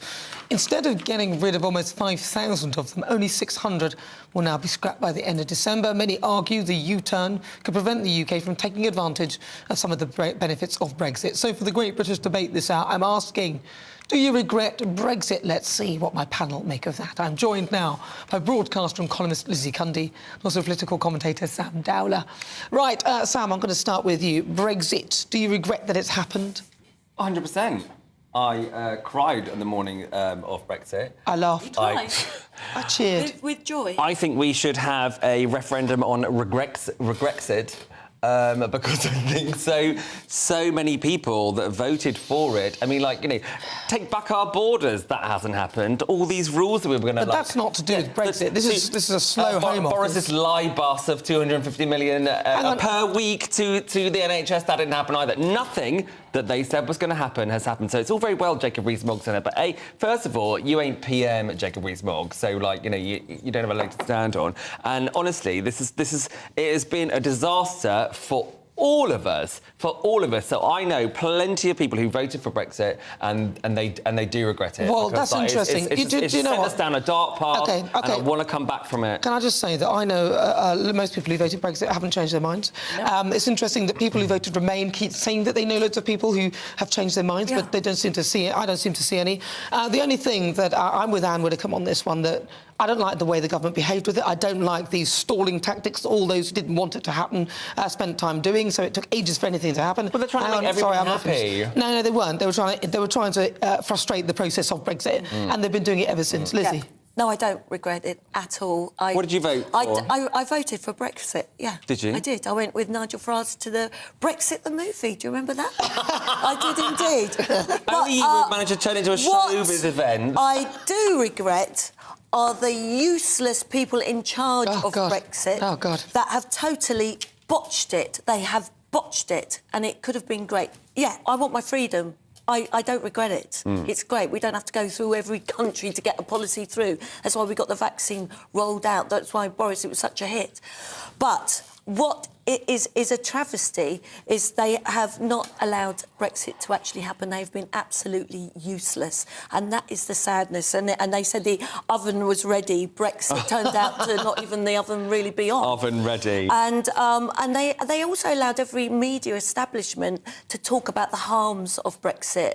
There was so much awful from the go. It was all negative, and it's come to pass. Negative. It's come to pass, hasn't it? What it is now, a wishy-washy Rishi Brexit, who has totally betrayed, and I said this weeks back on this show, that he would betray, and he has done that. I don't understand. Like, so we've done Brexit. That's happened. No, we haven't done it properly. Though. But it's not Brexity enough for people. No. And so it hasn't worked. So people are like, it's because it's not Brexity enough. It's not because of that. It's because Brexit was a huge mistake, and every like. No, we want to dump the EU laws. Yeah, but we're not doing that either. Because of Rishi. I understand. Like, if like hypothetically, I was a Brexiteer, I would think, well, you've botched it. I was like, I would think that, well, with the current government, the current government haven't come through on any of the things that they said. But do you know why that was? No. But do you know why that was? Let's be fair to them. It's a nightmare. No, let's be fair to them. When the vote came in, you had the Emily Thornberrys crying, was it Anna Soubry? Literally, those people, people like them, frustrated everything that anyone tried to do. And there were plenty of people on the Conservative side as well who didn't want it to happen. So even though they had this 80-seat majority, they had too much infighting, they've changed leader numerous times, they have not focused on us, the British public. They've been so insular in their Westminster bubble that we haven't had a look in. So even if you think that we could have had Brexit, my shame is that I thought our politicians would be able to do a better job than the ones in the EU. I'm sorry, but I think Rishi is a plastic lever. He pretended. It wasn't true, and that's the trouble. That Tory never really delivered. They didn't really want it. I think at the end of the day, people thought it was going to be like Brexit. That's it. It's done. Chonk. But obviously, there is so much red tape and so many different problems and so many different MPs that want one thing and don't want another thing. We've got, obviously, Liz Truss and Theresa May. Everybody wanted something different. Everyone was like fighting for something different. There's been no clear path. No one has said this is the way to go. No, we thought it would be a clean break. That's so patronising. So patronising listening to that. Everybody thought that we'd have this. No, they didn't think that. They didn't. I never thought that it would be easy. Think it would be Hang on, no, listen. I didn't think it would be easy. I was expecting that those who lost the vote would concede politely and allow it to happen and then work as a team. Including the Tory MPs. That's what I thought. All of them. I'm not saying that one part, but they didn't do that. No. They didn't get their own way, so they frustrated it repeatedly, and it was the cost to us, the British taxpayer, who had to deal with the situation that's ensued. So you're blaming the mess on the Remainers for trying to mess it up? Yes, I'm blaming those. I'm blaming those who couldn't accept a democratic vote and who made it difficult for it to happen. I don't think anyone in government would try and make things worse for our nation. They didn't want it. They didn't want it. They didn't want it. I can probably find you sabotage is not the way to go. I can find you people who've said that they want to reverse Brexit. Exactly. I can find people who've said that, and they kept doing it repeatedly. They were not prepared to go along with it. They asked for a second referendum instead of accepting the vote. Had they accepted it, we could be much further ahead. They were the obstacles of this country. The biggest vote. Okay, pushed over the line by lies, incidentally. Hold on, and Rishi has not delivered. It's a wishy-washy. Rishi Brexit. He never wanted to do Rishi Brexit. is wishy-washy. Let's be honest. But then no, he didn't. But then we had the problems with, people didn't like what Boris wanted for it. People didn't want what Theresa wanted for it. People there was always going to be a problem because there was Remainers and Brexiteers within both parties. We don't have a party that's one way or the other. But that's not the point. What I expect in our politicians is even if you don't get your way, you then go along with what is agreed because that is your job as a politician. And there were plenty of politicians whose constituents voted Brexit, but they went a different way. So my point is this, that Brexit was something that the people of this country voted for. It's been handled with Neolithic incompetence by our politicians, and they are an embarrassment. Exactly, useless. Useless. Nobody. And they've let down this country. Yeah. We voted for Brexit, and they've let us down. Okay. Again, I say that we were pushed over the line by lies, but nevertheless, I accept it, and I would want, of course, everyone in Britain would want it to work for it. If there's all these amazing gifts that would come from I'm talking where about are they? Our control of our borders. Well, no, we're in a mess. It's not even the fault of Brexit that the borders are in that way. It's the fault of the useless Home Office who cannot process asylum claims, and they're processing 9. Surely we can't. Can I just say we can't keep blaming the civil servants? The government got to take control of the civil servants. The government needs to take control. We need to move on. I need to find out what our viewers think, but I'm going to have the final word on this. The civil servants, I think they've got a lot to do with it as well. They didn't like Brexit. They frustrated it as well. And some of them are even going against the things that we voted for our politicians to actually go through. But this show's nothing without you and your thoughts. Let's welcome our great British voices. Their opportunity to be on the show. Tell us what they think about the topics we're discussing. No, it's John Reid in Kidderminster. Let's go to Kidderminster. Let's have a chat with John Reid. John, do you regret Brexit? Nana, I'm so with you on this subject. You are taking the words out of my mouth. The two ladies on your panel, yourself and your friend, are absolutely on the money. I voted for Brexit, and really for one main reason, and that was to get the control of our laws back.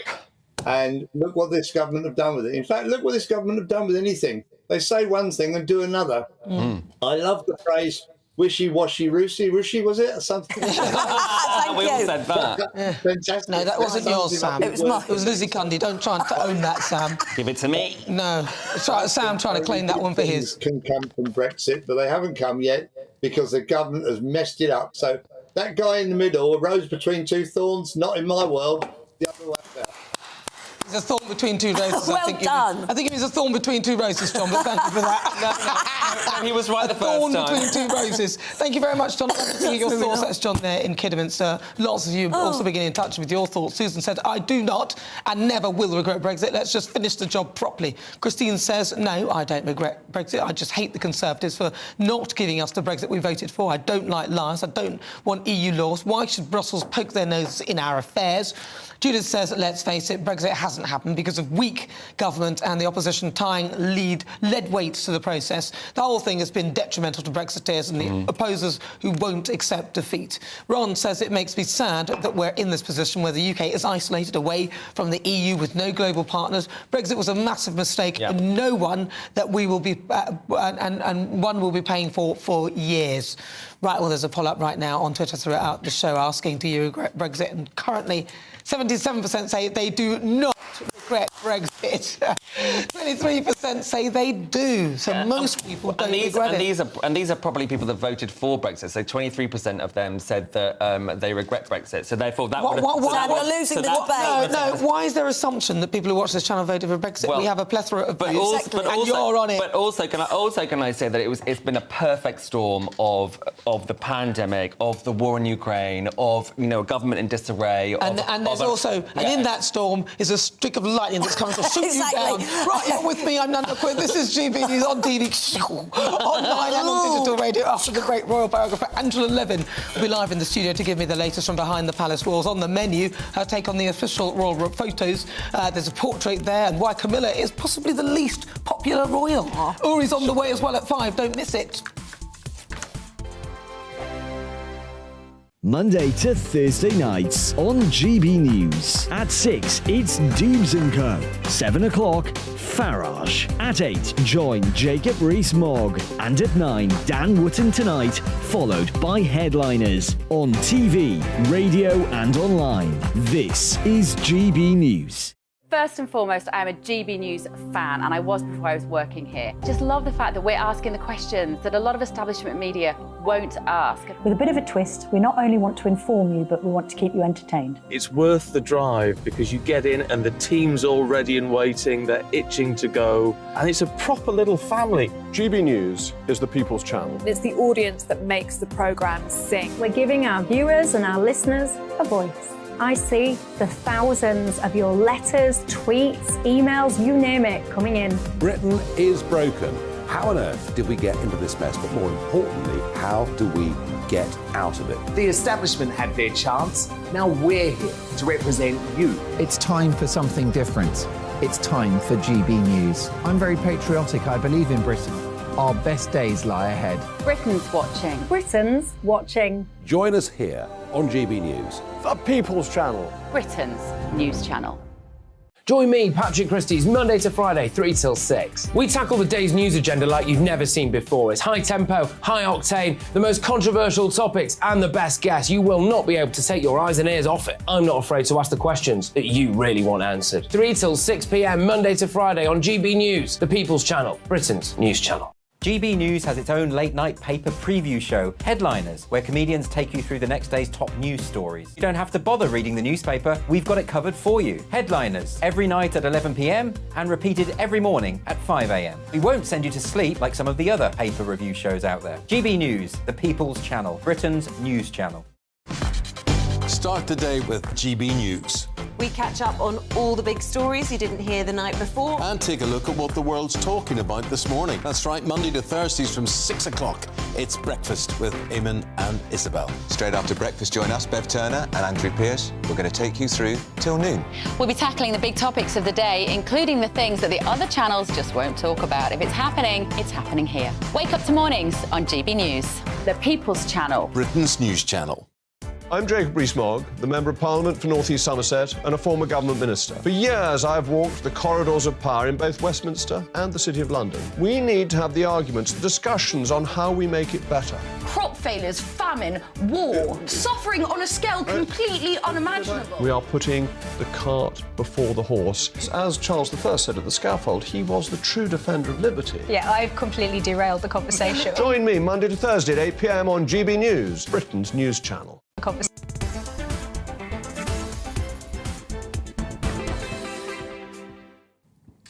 Hello, good afternoon, welcome. It's just coming up to 6 minutes to 5 o'clock. This is GB News on TV, online and on digital radio. I'm Nana Akua. Now, there's always something going on in the royal household, and this week has been no different. A series of official portraits from the coronation have been released, with one image depicting Charles, William and George.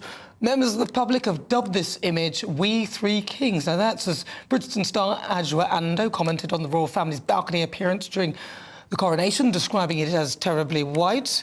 Every Sunday, we love to give you a rundown. Who better to do so than Angela Levin, royal biographer. Angela, welcome. Hello, thank you very much. Nice to see you. I thought the photographs were stunning that came out today, where you had the three kings, one in the future, and you had all the people who were helping holding the trails and things like that. But I felt that the one that came out first, I thought it should come out last actually, was sort of quite elderly. There were several in their late 80s and several in their 70s, and I thought it looked that the coronation would be, you know, the end of it all, because there were so many older people. So I was absolutely delighted. I was sad about that, and then absolutely delighted when they had young George there, who was on a step above everybody else, but he actually had a very natural smile, and he was much more confident.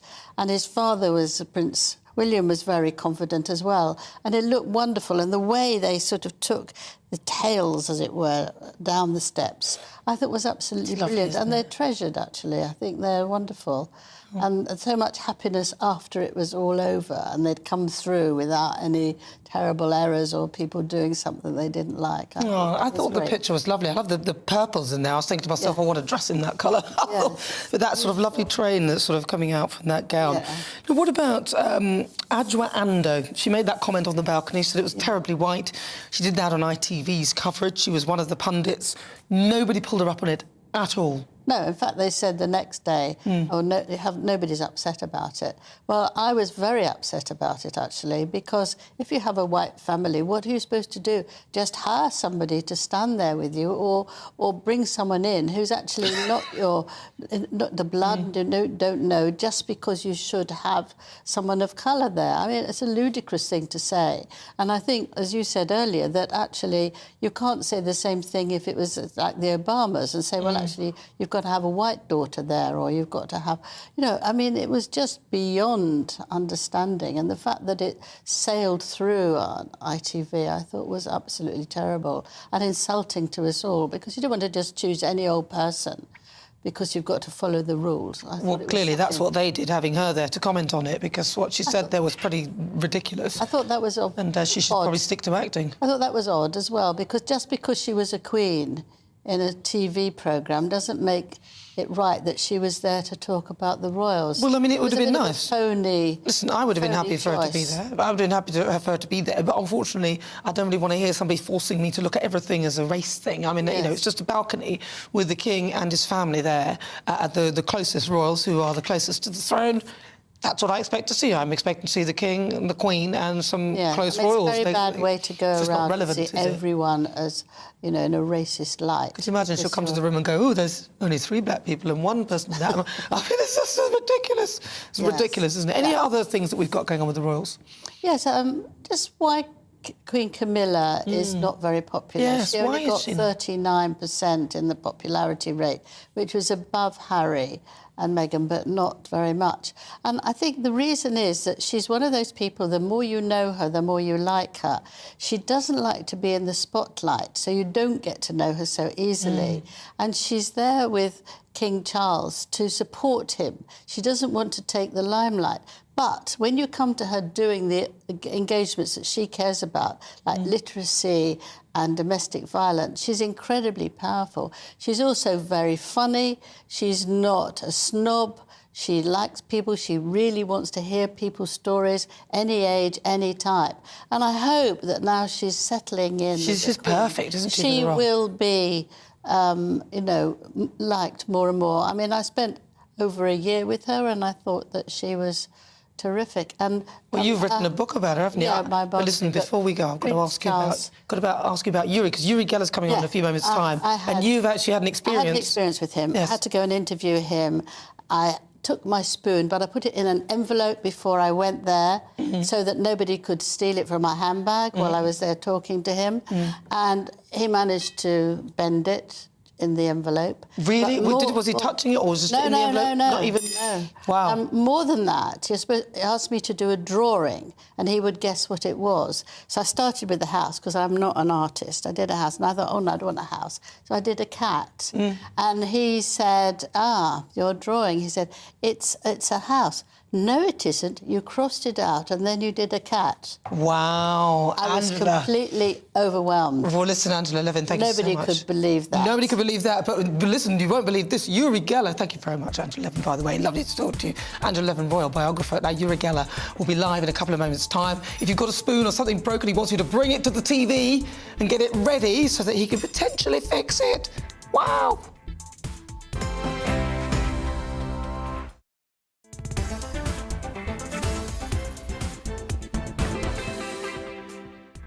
You're with me, I'm Nana Akua. This is GBNews on TV, online and on digital radio. I'm ready with my spoon. For the next hour, me and my panel will be taking on some of the big topics hitting the headlines right now. As I said before, at 5, I'll be asking you to get your broken watches and spoons at the ready, as Mr. Fire Yuri Geller will be here to fix them for you with his mind. Yes, mind-blowing. And for the Great British Debate this hour, I'm asking, are the Labour Party becoming more appealing to you?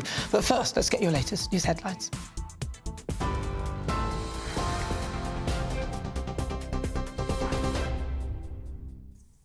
Nana, thank you very much. It's 5 o'clock. This is the latest from the GB Newsroom. A call has been made for a special summit to bring an end to the toxic rail dispute. RMT union boss Mick Lynch has written to the government calling for a meeting with an independent chair if necessary to end what he's described as chaos on the railways. It comes as passengers face another day of disruption, with workers again joining picket lines. More strikes are set to be held on the 31st of May and June 3rd, the day of the FA Cup final at Wembley. The union's General Secretary is blaming the government for failing to negotiate.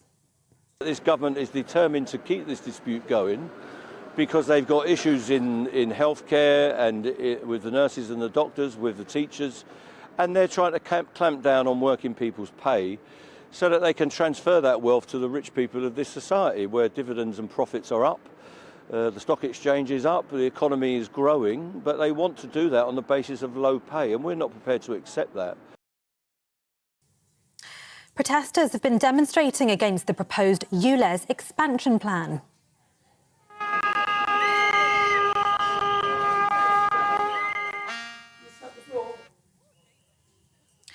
Motorists were beeping their horns in support of the protesters in Orpington. The mayor's proposal to expand the ultra-low emissions zone could potentially reach the Kent border by August.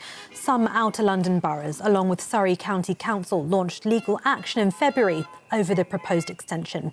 Protesters say it'll hurt them financially. I have my own gardening business. I've just had to fork out nearly £30,000 for a new van that is ULEZ compliant.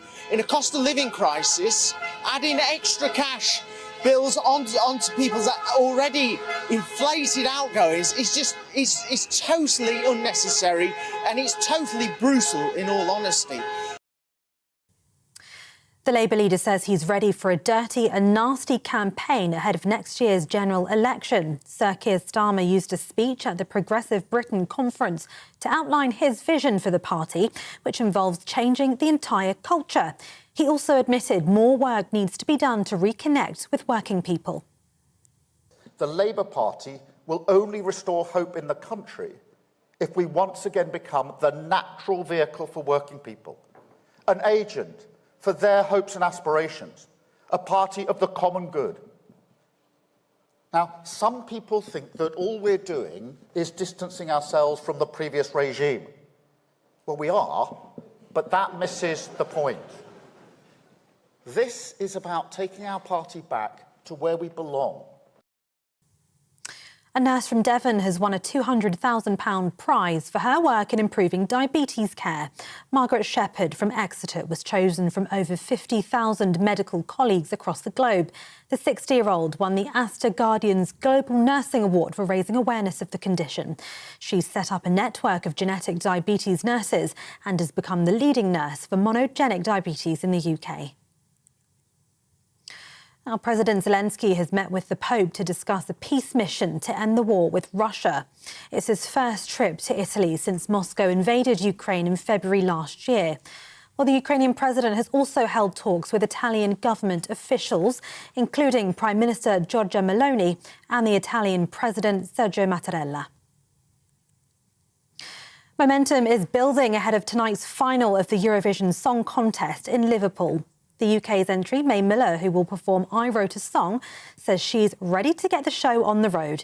Well, she's one of 26 acts to appear before an estimated global audience of 160 million viewers.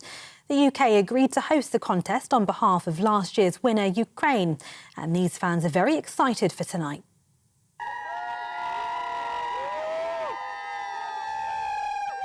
It feels like a home abroad.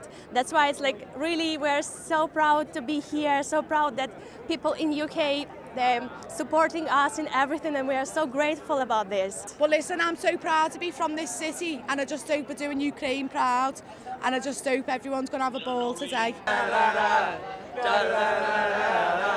Instead I wrote a song.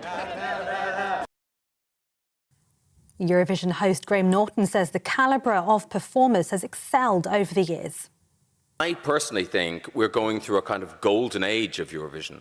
I really think the shows for the last few years have been great, really good songs. And I think that that time of, there was always a kind of a nostalgic thing and a kitschy thing and a campy thing.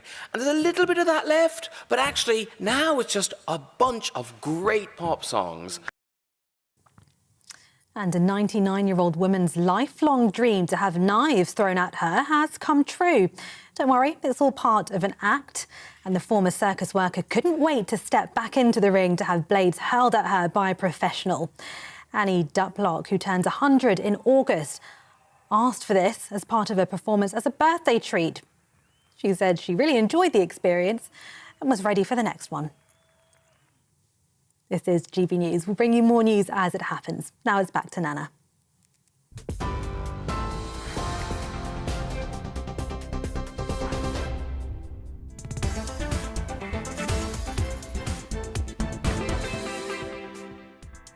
Good afternoon, welcome aboard. This is GB News on TV, online and on digital radio. I'm Nana Akua. And for the next hour, me and my panel will be taking on some of the big topics hitting the headlines right now. This show is all about opinion. It's mine, it's theirs, and of course it's yours. We'll be debating, discussing, and at times we will disagree, but no one will be cancelled. So joining me today is broadcaster and columnist Lizzie Cundy, also political commentator Sam Dowler. Now still to come, mystifier Yuri Geller, who's joining me live to perform some of his tricks and illusions during this week's difficult conversation. Stay tuned. Make sure you bring old pocket watches that haven't worked, your grandfathers, grandmothers. It's going to be amazing. Love you all. GB News, 5 o'clock with the amazing Nana. I have my spoon ready. Have you got something broken? Bring it, bring it, bring it. He'll be on the way. After that, though, the Great British Debate this hour, I'm asking, are the Labour Party appealing to you? A leaked document reveals Labour's proposals and making it easier for workers to strike, to give employees the legal right to work from home. This is one of them. I mean, do you support things like that? You can email gbviews@gbnews.uk or tweet me at GBNews.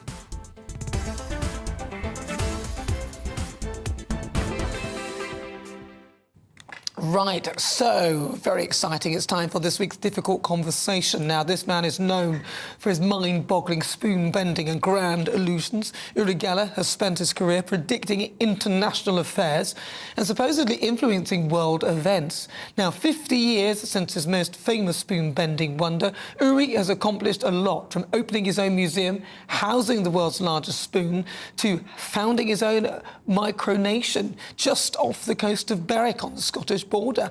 Now the mystifier lives in Israel and faces a real-time threat from the conflict with Palestine. He's witnessed a lot, from serving as a paratrooper during the Middle East Six-Day War to the recent bombing across the country.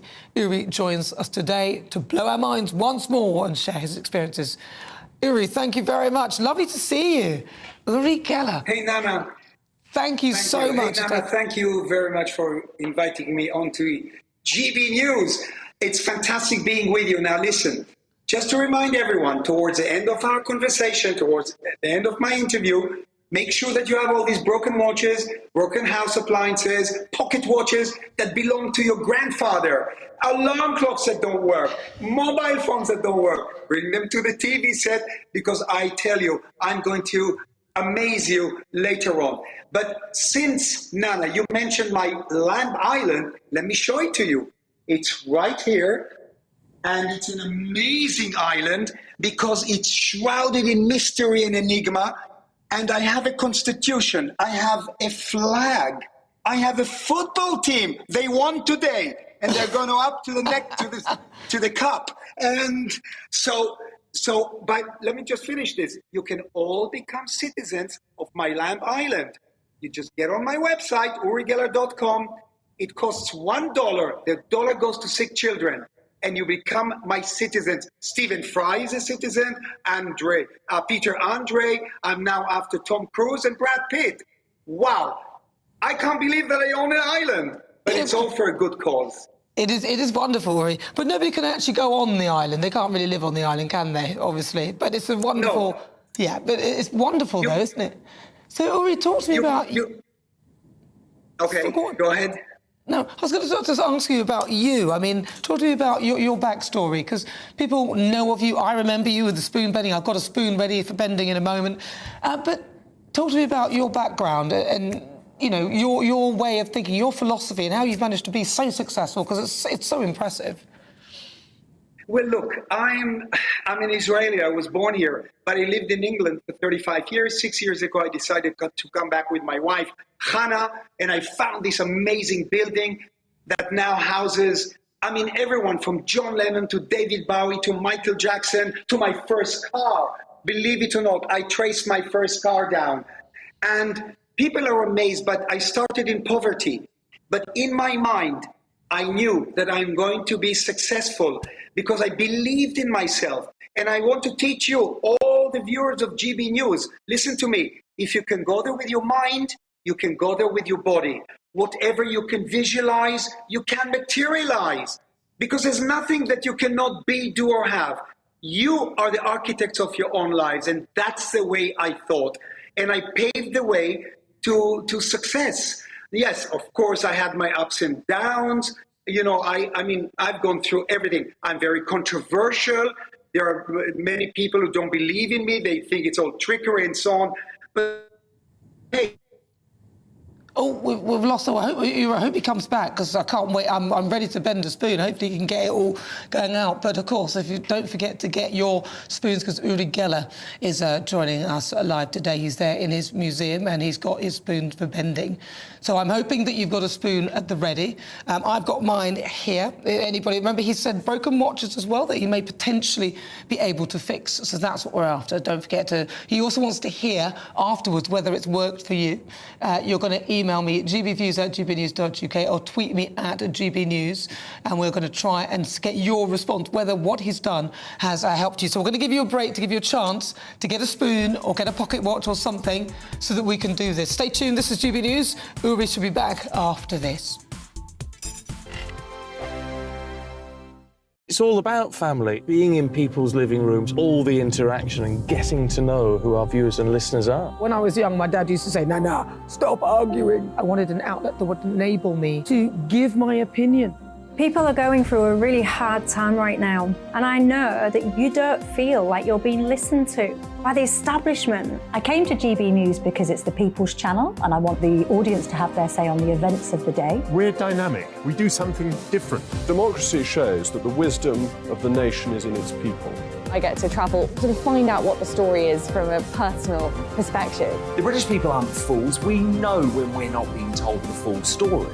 We've got to work out how Britain moves forward from this. It's the best country in the world. The establishment had their chance. Now we're here to represent your views. Britain's watching. Britain's watching. Britain's watching. We're proud to be GB News. The People's Channel. Britain's news channel. So Jubes and Kerr, we tackle the issues of the day with real, robust debate. Both sides of the fence, battling it out with me in the middle with my forthright opinions and views. And often really interesting things happen because you start with a position and then by the end of the debate you find actually, well, I might not have thought about that one. What we need in this country is two new political parties. You should maybe think about doing a 2024 calendar. I'm Michelle Dewberry and I'm keeping you company right through until 7 o'clock this evening. GB News, the People's Channel, Britain's watching. Join us every night on GB News at 11 p.m. for Headliners, which is 3 top comedians going through the next day's news stories, which is exactly what you need, because when the establishment has gone crazy, you need some craziness to make sense of it. So join us 11 p.m. every night on GB News, the People's Channel, Britain's news channel. Join me, Camilla Tominey, on Sunday mornings from 9:30, taking the politicians to task and breaking out of SW1 to see how their decisions are affecting you across the UK. Bursting the Westminster bubble every Sunday morning, only on GB News, the People's Channel. Britain's watching.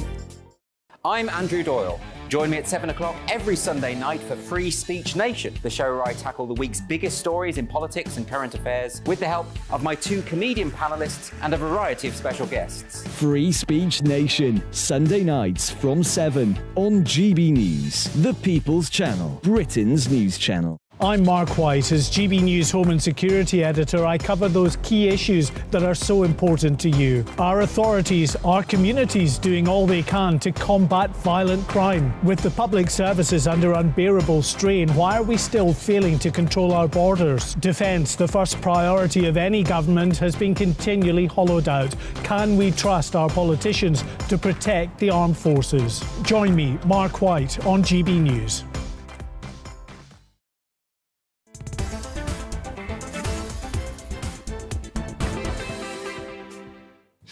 So good afternoon, this is GB News. We're live on TV, online and on digital radio. We are in the grips of difficult conversations, and joining me live is Yuri Geller. Now, we gave you a break to give you a chance to get your spoons and everything at the ready. But Yuri, we were talking about Yuri's life and actually how he came to be doing what he's doing. Yuri, sorry about that. We just had to send everybody away to get their spoons and everything at the ready. But you were talking about how you can achieve anything in your life if you put your mind to it. But you've also been very famous in the fact that you knew Michael Jackson, didn't you? And you worked with him. Ooh, yes. Yes, Michael Jackson, was an amazing individual. I never believed the accusations. And I met him through Mohammed Al-Fayed, the then owner of Harrods. And I invited him to be, when I was a co-chairman of Exeter City, and then he became believe it or not, my best man when I renewed my wedding vows with Hannah. And I designed his last album. Sadly, his last album is called Invincible. If you have Invincible at home, you'll find my drawing inside the sleeve. But look, Nana, I met so many people. I mean, from Elvis Presley to Mick Jagger and so on. And I learned something very interesting. If you are nice to people, if you embrace people, you send them love, they will always respect you. And I suggest that you all do that. If you had quarreled with somebody, pick up the phone today and make up. So that's how I managed to meet all these incredibly famous people.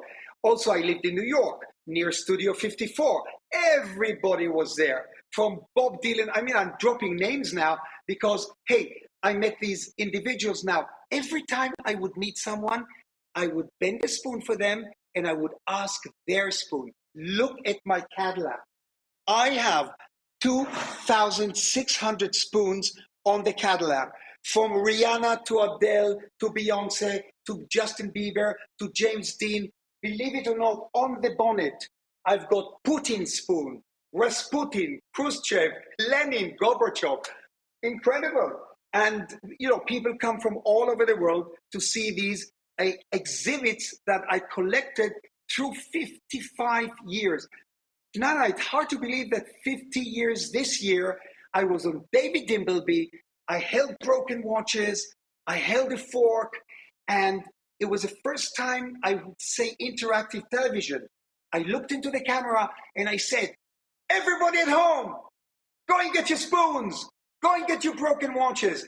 No one has ever seen anything like that before.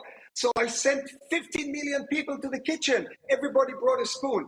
And it was just unbelievable what happened. And we're going to recreate that moment in a few minutes. Right, well, listen, we will do, Yuri. But before we do that, I just want to talk a bit about what's going on around you, because even though you've got this amazing museum and at the moment everything is peaceful, I know that there's a bit of a war going on. How are you coping in that situation and in that environment? I mean, it's been raging for years, but now it seems to be getting it seems to be intensifying. What's happening? Yeah, I mean, just yesterday, I'll try to move slowly. Out of that door, I stepped out with my iPhone and I actually filmed 2 rockets that exploded over Tel Aviv. Luckily, we have, a weapon that is called the Iron Dome. And the Iron Dome shoots the rockets down. And that's what's happening. Look, I don't want to go into politics now, but it is a small war going on. Do you know that over 1,300 rockets were shot into Israel? People got killed, lots of injured. Just a few hours ago, three, I think someone already died from the 3 injured. So it's not a good time. But I hope and I pray to God that all this will ebb away and peace will come to all of us again in Israel. This is very hard at times, but in Israel, look, in Tel Aviv, for instance, people are still, let me take you to the door. Am I still on with you, Nana? Yeah, you're still on with me, Yuri. We're watching, we're going to the door. Take us. So look, there we go. And outside you can see the largest spoon in the world. It weighs 11 tons. Unbelievable. Look at it. Where is the spoon? We can't see it. Point to it, Uri. Give us a point. Oh, no, it's down. Wonderful. So, let me show you something. This here is a sculpture from Star Wars, Darth Vader. Now, why is this here? Up there is a poster that George Lucas signed, because the actor that played Darth Vader was a British man called Dave Prowse. There he is. I had no idea who he was. And he left me this note when I did a show in London. He says, Uri, I heard that you're a big Star Wars fan. If you want to meet the real Darth Vader, come out to the lobby. So these are synchronicities, people that I met out of the blue by coincidences, synchronicities. Look at that chair there. I mean, what is an IKEA stool doing in my museum? One day I walk into IKEA, I said, Hannah, let's buy a stool. I love this because it has bent legs. So I come to pick the stool up, and guess what it's called? Yuri Geller. So that plane up there, Nana, it's an unbelievable story. I got it from Gaddafi, from Muammar Gaddafi. It's a Libyan airline. And let me tell you something about Elvis Presley that no one knows. Yeah, go on. Do we have a few minutes to do this? Go on then, quickly, because we want to bend some spoons We soon. have a few minutes? Yes. Elvis dies. They put him in a coffin. He had a hairstylist called Yuri Geller. Larry looks into the coffin, looks at Elvis's face and gets a shock. He sees that all of Elvis Presley's hair roots turned white because he dyed his hair in black. He walks over to a policewoman and he asks her, tell me, my dear, do you have mascara in your bag, Rimmel? She says yes. And Yuri Geller colors Elvis's white hair, hair by hair. So these are the stories that are hundreds of these amazing stories in my museum. Let's go now to the watches. Are we all ready? Spoon. Have you got your... No, I've got my spoon. At home, get whatever it is you need. We're about to do... So I've got my spoon. What do I need to do? OK, Uri, I'm ready. Everybody ready? Okay, Let's do this. Now, this is really... Nana, this is not the... You know, I'm sorry that it's a bit difficult for me, this, because I cannot see you. I can remote view, but I can't see you. So this is now for all the viewers of GB News. Listen carefully. Place a spoon on your television if it fits. If not, hold it or put it on the side. If you have watches, pocket watches, broken watches, alarm clocks, wind them up.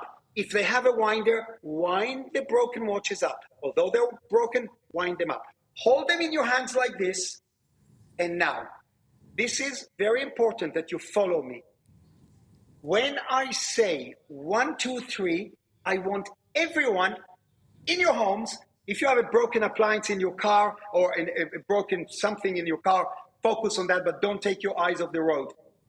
When I say 1, 2, 3, I want everybody to shout out the word work. We're going to do it 3 times. Nana, you will shout the word also, work. And you will believe that your watches will start ticking. Here we go. What about 1, for spoons, Uri? 2, 3. What about for spoons? Let's What do we say? focus on the watches.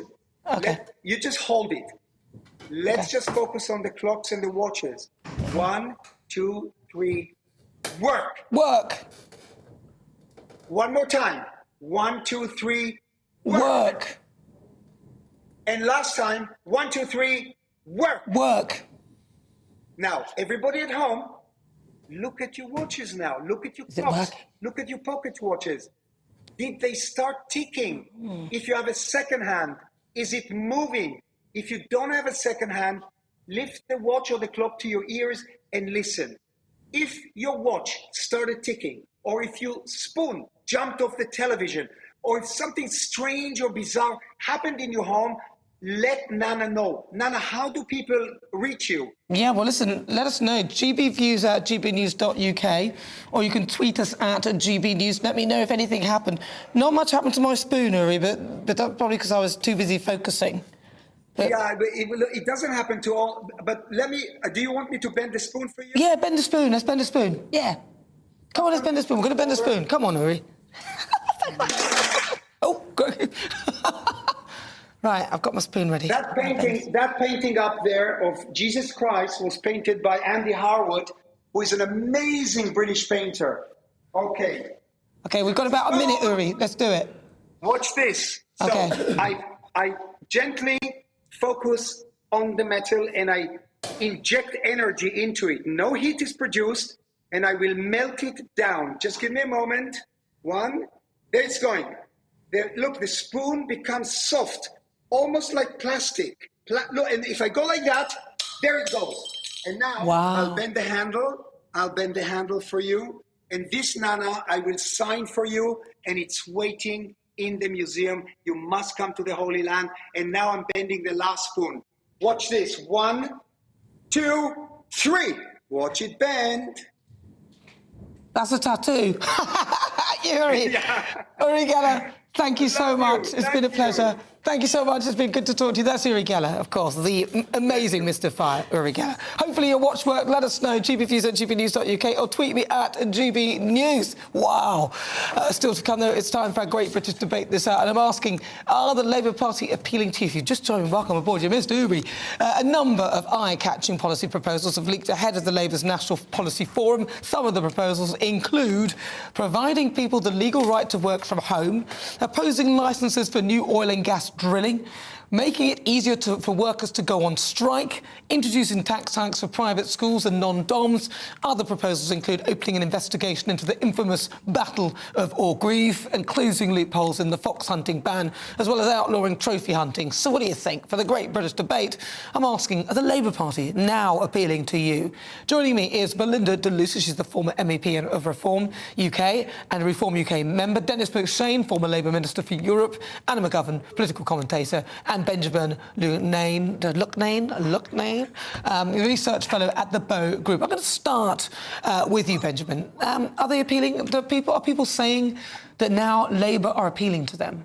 Well, yes, I suppose largely because the Conservative Party have had 13 years now in power, and what have they actually done with it? The last 3 years, they've had an 80-seat majority, and people are looking at the situation. You've got more migrants than ever coming over the Channel. You're going to look at a million net migration next year. We've got a cost of living crisis. All our priorities are out of whack. The economy's in the gutter. And you have to ask the question, what's their pitch at the next election? We've been in power for 13 years and we've done nothing. And all they do is they play the blame game. They say, oh, it's the lefty lawyers, it's the civil service. It's like, well, you're in power. If you can't do anything in 13 years of government, what's the point in electing you next time round? So I think people will go Labour simply because the Tories don't seem to be doing anything. What about you, Belinda de Luca? Your view?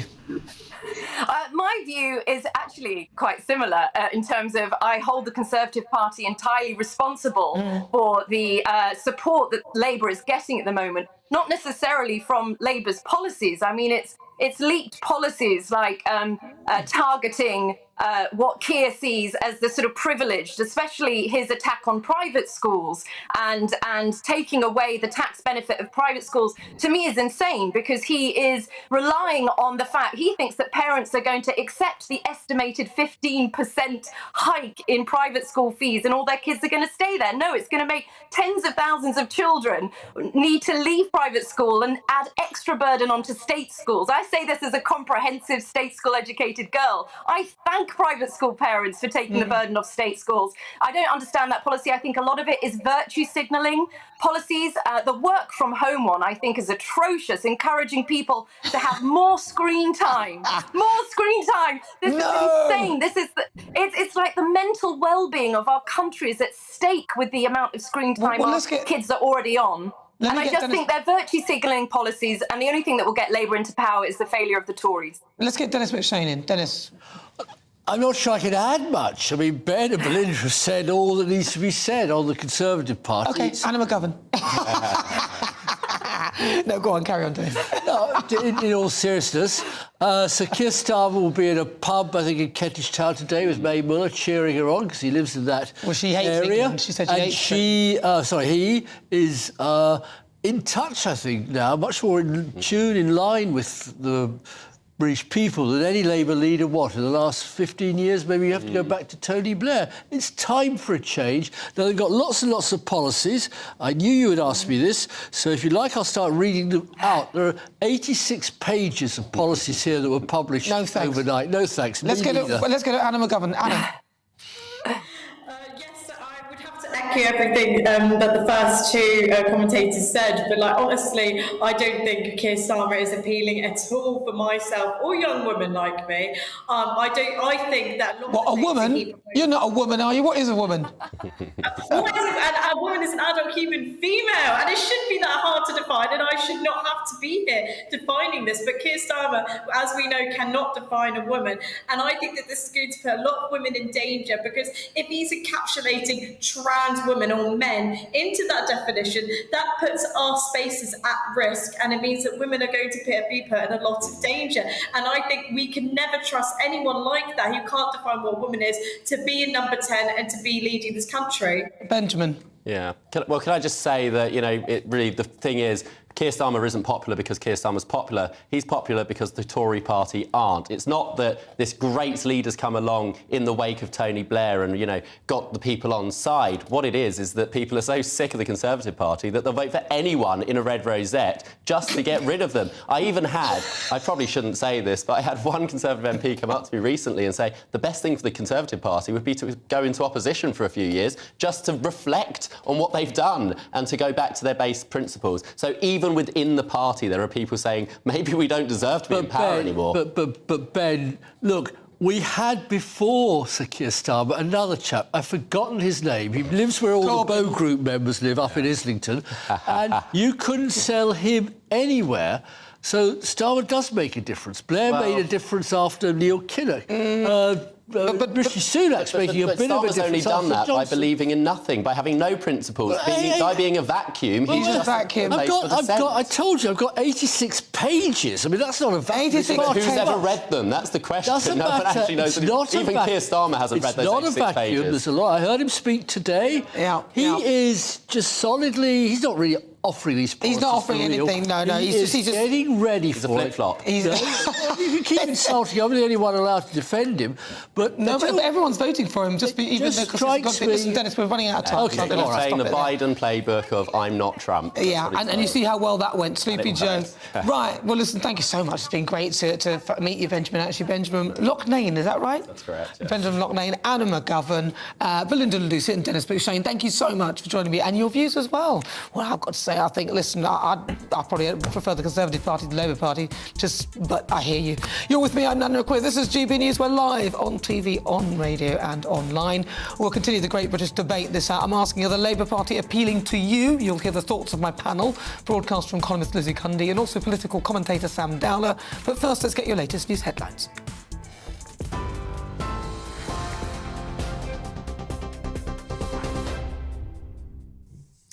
Nana, thank you. This is the latest from the GB newsroom. A call has been made for a special summit to bring an end to the toxic rail dispute. RMT union boss Mick Lynch has written to the government calling for a meeting with an independent chair, if necessary, to end what he's described as chaos on the railways. It comes as passengers face another day of disruption, with workers again joining picket lines. More strikes are set to be held on the 31st of May and the 3rd of June, the day of the FA Cup final at Wembley. Sir Keir Starmer says he's ready for a dirty and nasty campaign ahead of next year's general election. The Labour leader used a speech at the Progressive Britain conference to outline his vision for the party, which involves changing the entire culture. He also admitted more work needs to be done to reconnect with working people. President Zelenskyy has met with the Pope to discuss a peace mission to end the war with Russia. It's his first trip to Italy since Moscow invaded Ukraine in February last year. The Ukrainian president has also held talks with Italian government officials, including Prime Minister Giorgia Meloni and Italian President Sergio Mattarella. And a nurse from Devon has won a £200,000 prize for her work in improving diabetes care. Margaret Shepherd from Exeter was chosen from over 50,000 medical colleagues across the globe. The 60-year-old won the Astor Guardian's Global Nursing Award for raising awareness of the condition. She's set up a network of genetic diabetes nurses and has become the leading nurse for monogenic diabetes in the UK. TV, online, DAB+ radio and on TuneIn. This is GB News. Now it's back to Nana.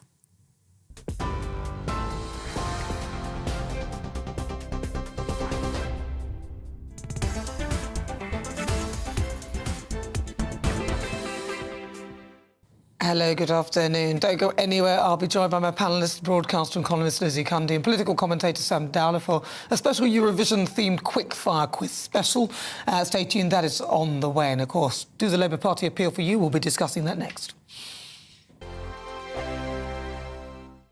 I joined GB News because I was sick and tired of not hearing my views being represented, not just mine, but so many people that I knew and spoke to. I just couldn't get my voice out there. I couldn't say anything. I couldn't do anything. Whatever the narrative was, I kind of had to follow it. GB News is there to provide a voice for those who have been ignored by the establishment media. We think different things, we've got a different style. GB News is here to be optimistic and positive about the future. It's real kind of dynamic and flowing, with the audience very much at the heart of it, like a big family. Here at GB News, we talk about the things that matter to you. Hearing the voices from right across our towns and cities, especially our towns. All sides of the argument represented with a heavy dose of opinion. We're on a mission here to make a difference. And the GB News family really is here for you, and whatever time of day you can watch or listen. Britain's watching. Britain's watching. We're proud to be GB News. The People's Channel. Britain's news channel. Westminster is going around in ever-decreasing circles, followed by the media. Britain is broken. How on earth did we get into this mess? But more importantly, how do we get out of it? Join me at 7 p.m, Mondays to Thursdays on Farage, here on GB News. We will have open, rational debate. We've got to work out how Britain moves forward from this. Join us here on GB News, the People's Channel. Britain is watching. You've probably seen politicians interviewed 1,000 times, but we do it differently. We find out who they really are, we don't shout, we chat, and hopefully we bring a bit of light, not just heat. Did you know Kate Moss? Apparently. Do you have a pair of jeans or a pair of jeans? No, of course I don't. What would I do with them? My friends are like, oh my God, what's she doing now? Join me every Sunday at 6 for Gloria Meets, only on GB News, the People's Channel, Britain's news channel.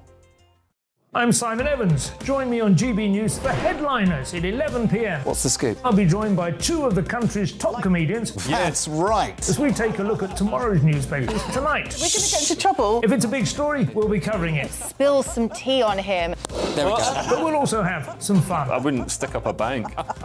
My father didn't love me. So anyway. Headliners every night from 11 on GB News, the People's Channel, Britain's news channel. Monday to Thursday, 9 p.m. till 11 p.m. Join me, Dan Wootton. I'll bring you the sharpest takes and hottest debates. Do you not believe in prison? I don't believe in prisons. I'm completely stunned. I guarantee you there'll be no spin, no bias, no censorship. I actually was personally quite offended by it. And no reason to go to bed. So I guess they've always been quite woke. That's Dan Wootton tonight on TV, radio and online. Monday to Thursday from 9 p.m. till 11 p.m. on GB News. The People's Channel, Britain's news channel. Watching.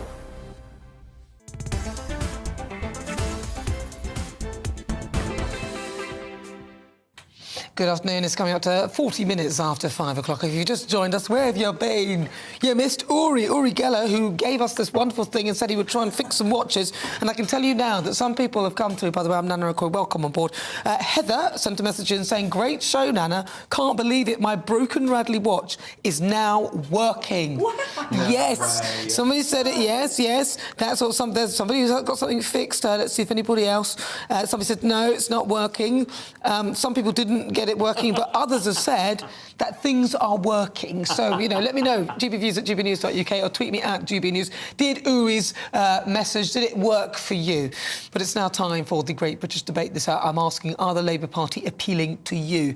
Now, the Labour Party have had a number of eye-catching policy proposals leaked ahead of their National Policy Forum, and some of the proposals include things like providing the legal right to work from home. What? Opposing licences for new oil and gas drilling, making it easier for workers to go on strike, introducing tax hikes for private schools and non-doms, and other proposals which include opening an investigation into the infamous Battle of Orgreave and closing loopholes in the fox hunting ban, as well as outlawing trophy hunting. So, for the Great British Debate This Hour, I'm asking, is the Labour Party appealing to you? Let's see what my panel make of that. Joining me, I've got broadcaster and columnist Lizzie Cundy, and also political commentator Sam Dowler. Sam, I'm going to come to you, seeing as you're a lefty. Are these policies working on you? I mean, you can work from home now, but officially you have the right to work. We've discussed this before. I'm not necessarily a lefty. I want what's best for the country. And I think we can all agree that what's happening with the Tory party at the moment is not what's best for the country at all. Well, yeah. So, look, on this show, many times people have been like, the Labour doesn't have any policies, they don't have anything. And here we are with a slew of new policies that are something different. What we need in this country is something different. It doesn't matter whether... a ban on the fox hunting? Fox hunting. Of course. And trophy... Hang on. Of course a ban on trophy hunting. Listen. No. Sorry.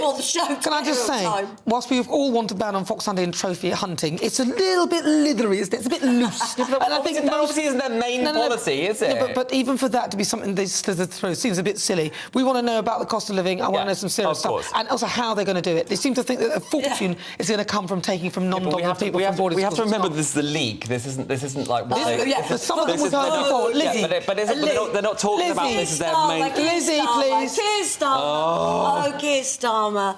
I mean, he's trying so hard to be like Tony Blair, isn't he? Tony Blair, but sadly he has no charisma, no charm, no appeal, and doesn't know really what he's doing. I mean, for starters, I'm sorry, but some of these things are laughable. The new partnership, he said, with politics and the working classes, and then the next breath, he's talking about working at home as a legal right. What, does he all want us in drinking cappuccinos in our pyjamas?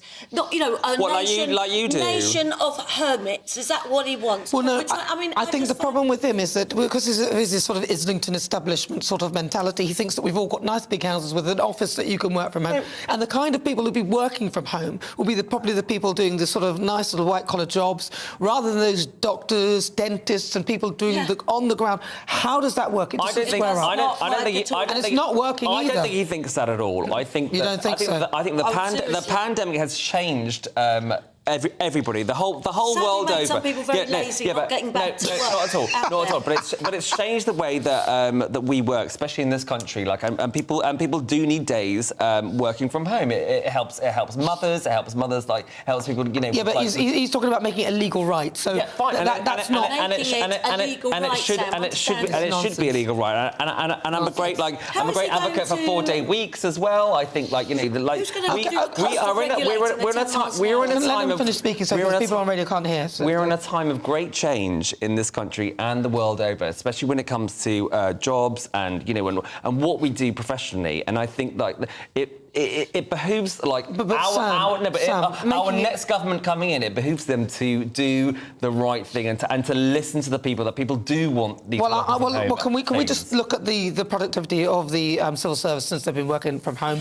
It's not very good. Civil service. Yeah, but that's one of the biggest proportions of this country who are working from home, and we're seeing how the productivity has fallen. So this is not a good plan, and especially it'll affect productivity, and that is, of course, how we make money in this country. We export our productivity elsewhere, and we are falling by with that. One of the other policies he talked about was non-dom status and boarding schools. I want to ask you all private schools. The problem with that is that I don't think he's foreseen that if you then do that, the people who were just about barely affording it, because a lot of people, the majority of people who are just about affording it, will then send their kids to the state school. So the money he thought he was going to get from them, he won't get from them. They'll be in the state sector and they'll be costing money. Do you not think that's a bit of a stupid policy? Well, I went to a private school and it was a fortune. It cost my parents a fortune. And I think, At the end of the day, we need change. We need change in this government. We need change in this country, and I think if We need to get the economy back. Yeah, of course. Briefly, then I want Lizzie to come in a minute. Of course we do. But like, you know, we're in a super mess of the last 13 years of Tory rule. So like, let's give somebody else a chance with some new ideas. Even if the person hasn't got very good ideas, Lizzie, please. No, listen, and they're putting billions into the green issues as well. Look, let's stop so, hurting. let her finish, please. He's going to be hurting our economy. Let me tell you. Look, I know Rishi isn't. I want Boris back. I think everyone would be on their knees to get Boris back. No. The Tories wouldn't have lost like they did in the local elections, I don't feel, if Boris was still our Prime Minister. And that is the truth of it. No, I really do think that's so. That's not true, Lizzie. They'd have lost even more. No, I don't think so. I don't think so. And for me, and it really, and I know you're going to hate me saying this, I don't want our Prime Minister to not know what a woman is. And I will say that because it's just so disgusting that he can't even say what a woman is, and I don't want him as our leader, and I think it is despicable to women. That was one interview where he was... No, it's not one. There's more than one. There's more than one. No, you see, that's the unfortunate thing. You can go out of the frying pan into the fire. And my worry is that anything but Rishi, anything but the Conservatives, you saw what happened in America, anyone but Trump, Sleepy Joe Biden has appeared. I mean, and now it's gone. Yes. Let's get rid of him, let's bring Trump back, we had a decent thing. Well, obviously, we're never going to bring back Trump because he's a liar and a criminal. So no, but they literally had to get him, come on. But this show's nothing without you and your views. Let's bring our great British voices in, their opportunity to tell us what they think about the topics we're discussing. I've got two of you. Let's start with Dr. Seshni Mulia from Milton Keynes. Seshni, what do you think? Good afternoon, Nana. Yes, it's such an interesting discussion. I've really enjoyed today's show, but I agree with you and with the rest of the panel earlier on, and Lizzie.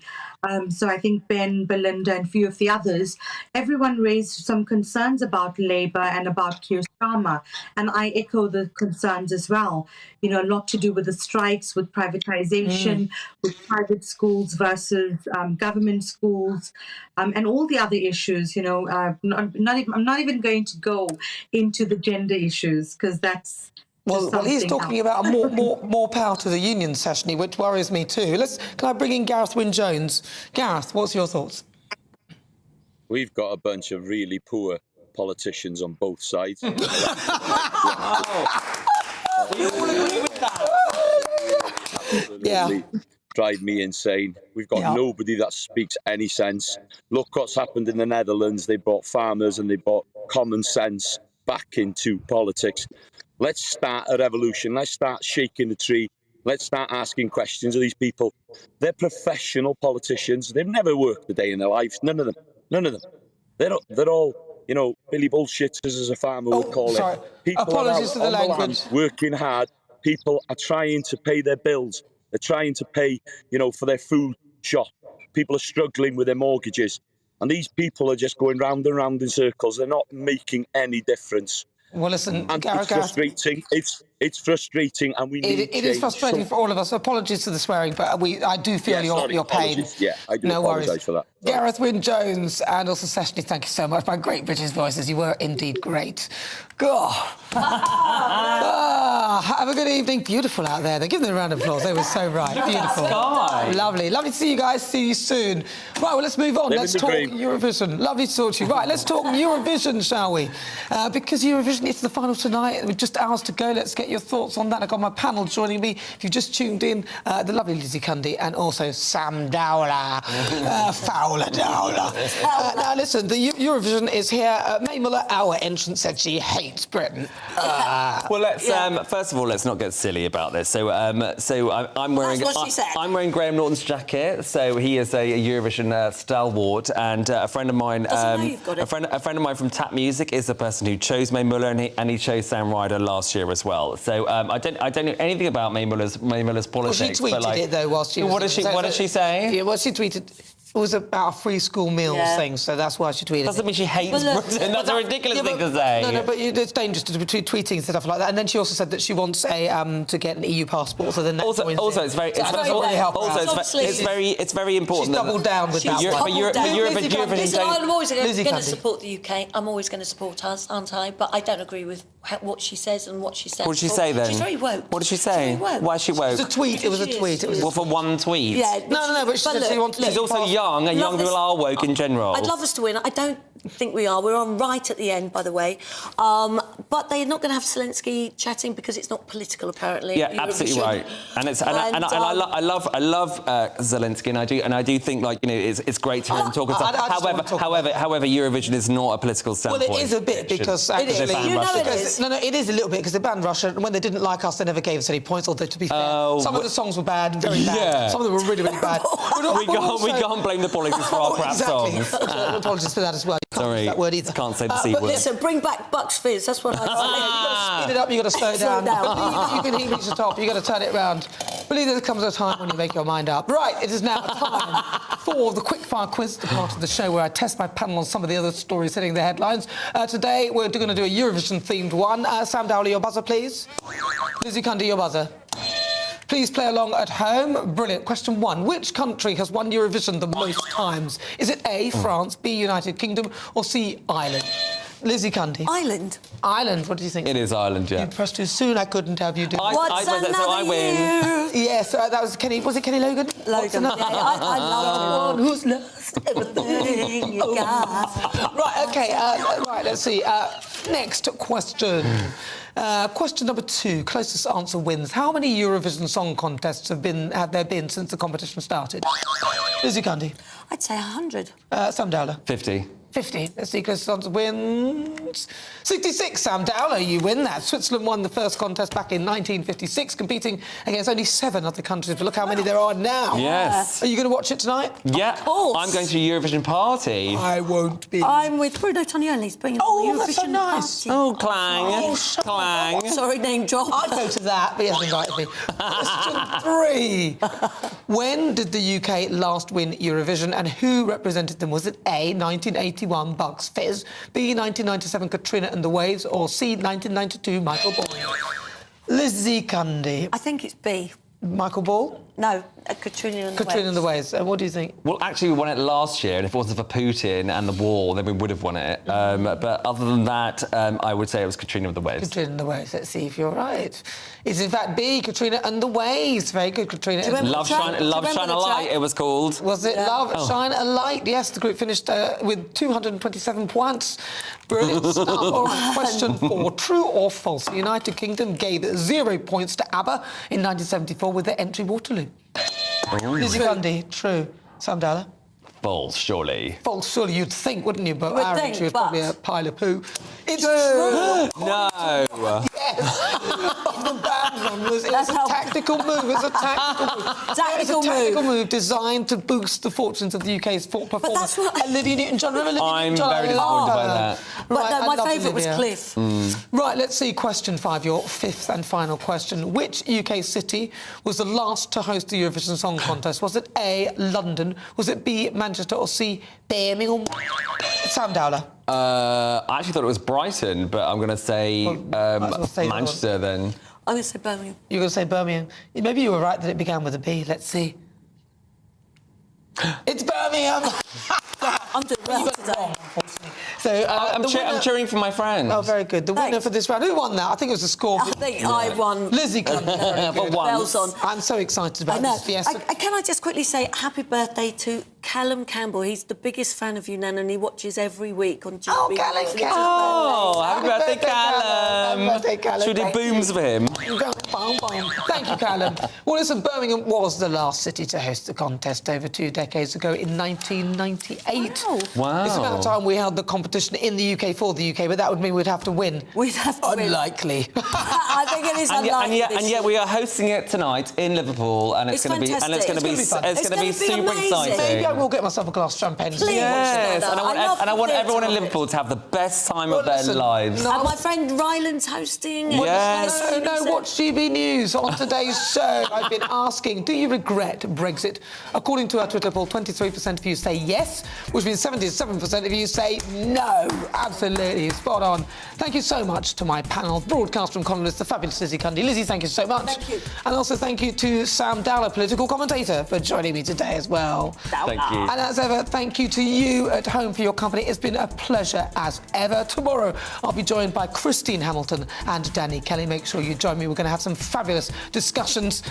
Stay tuned. But I'll be back tomorrow at 4 to discuss all the top stories. Enjoy yourselves. Have a fabulous weekend. I'll see you tomorrow at 3. I'll leave you with the weather. Hello there, I'm Greg Dewhurst and welcome to your latest GB News weather forecast. As we move into Sunday, we'll see rain across the north and the west of the UK, sunny spells holding on for much of England and Wales. We can see that on the bigger picture, this weather front slowly pushes its way southwards through Sunday and then across England and Wales into Monday, introducing fresher air from the north behind it. So towards the end of Saturday, it's generally fine and dry for much of the UK. Low cloud continues to slip back southwestwards across England and Wales. And here's that weather front across Northern Ireland, northwest Scotland, giving some outbreaks of rain during the early hours. Under any clear spells, temperatures will dip into single figures. Where we keep the cloud and the rain, it will remain in double figures to start on Sunday morning. So a wet picture across Northern Ireland, Scotland during the morning. England and Wales after a cloud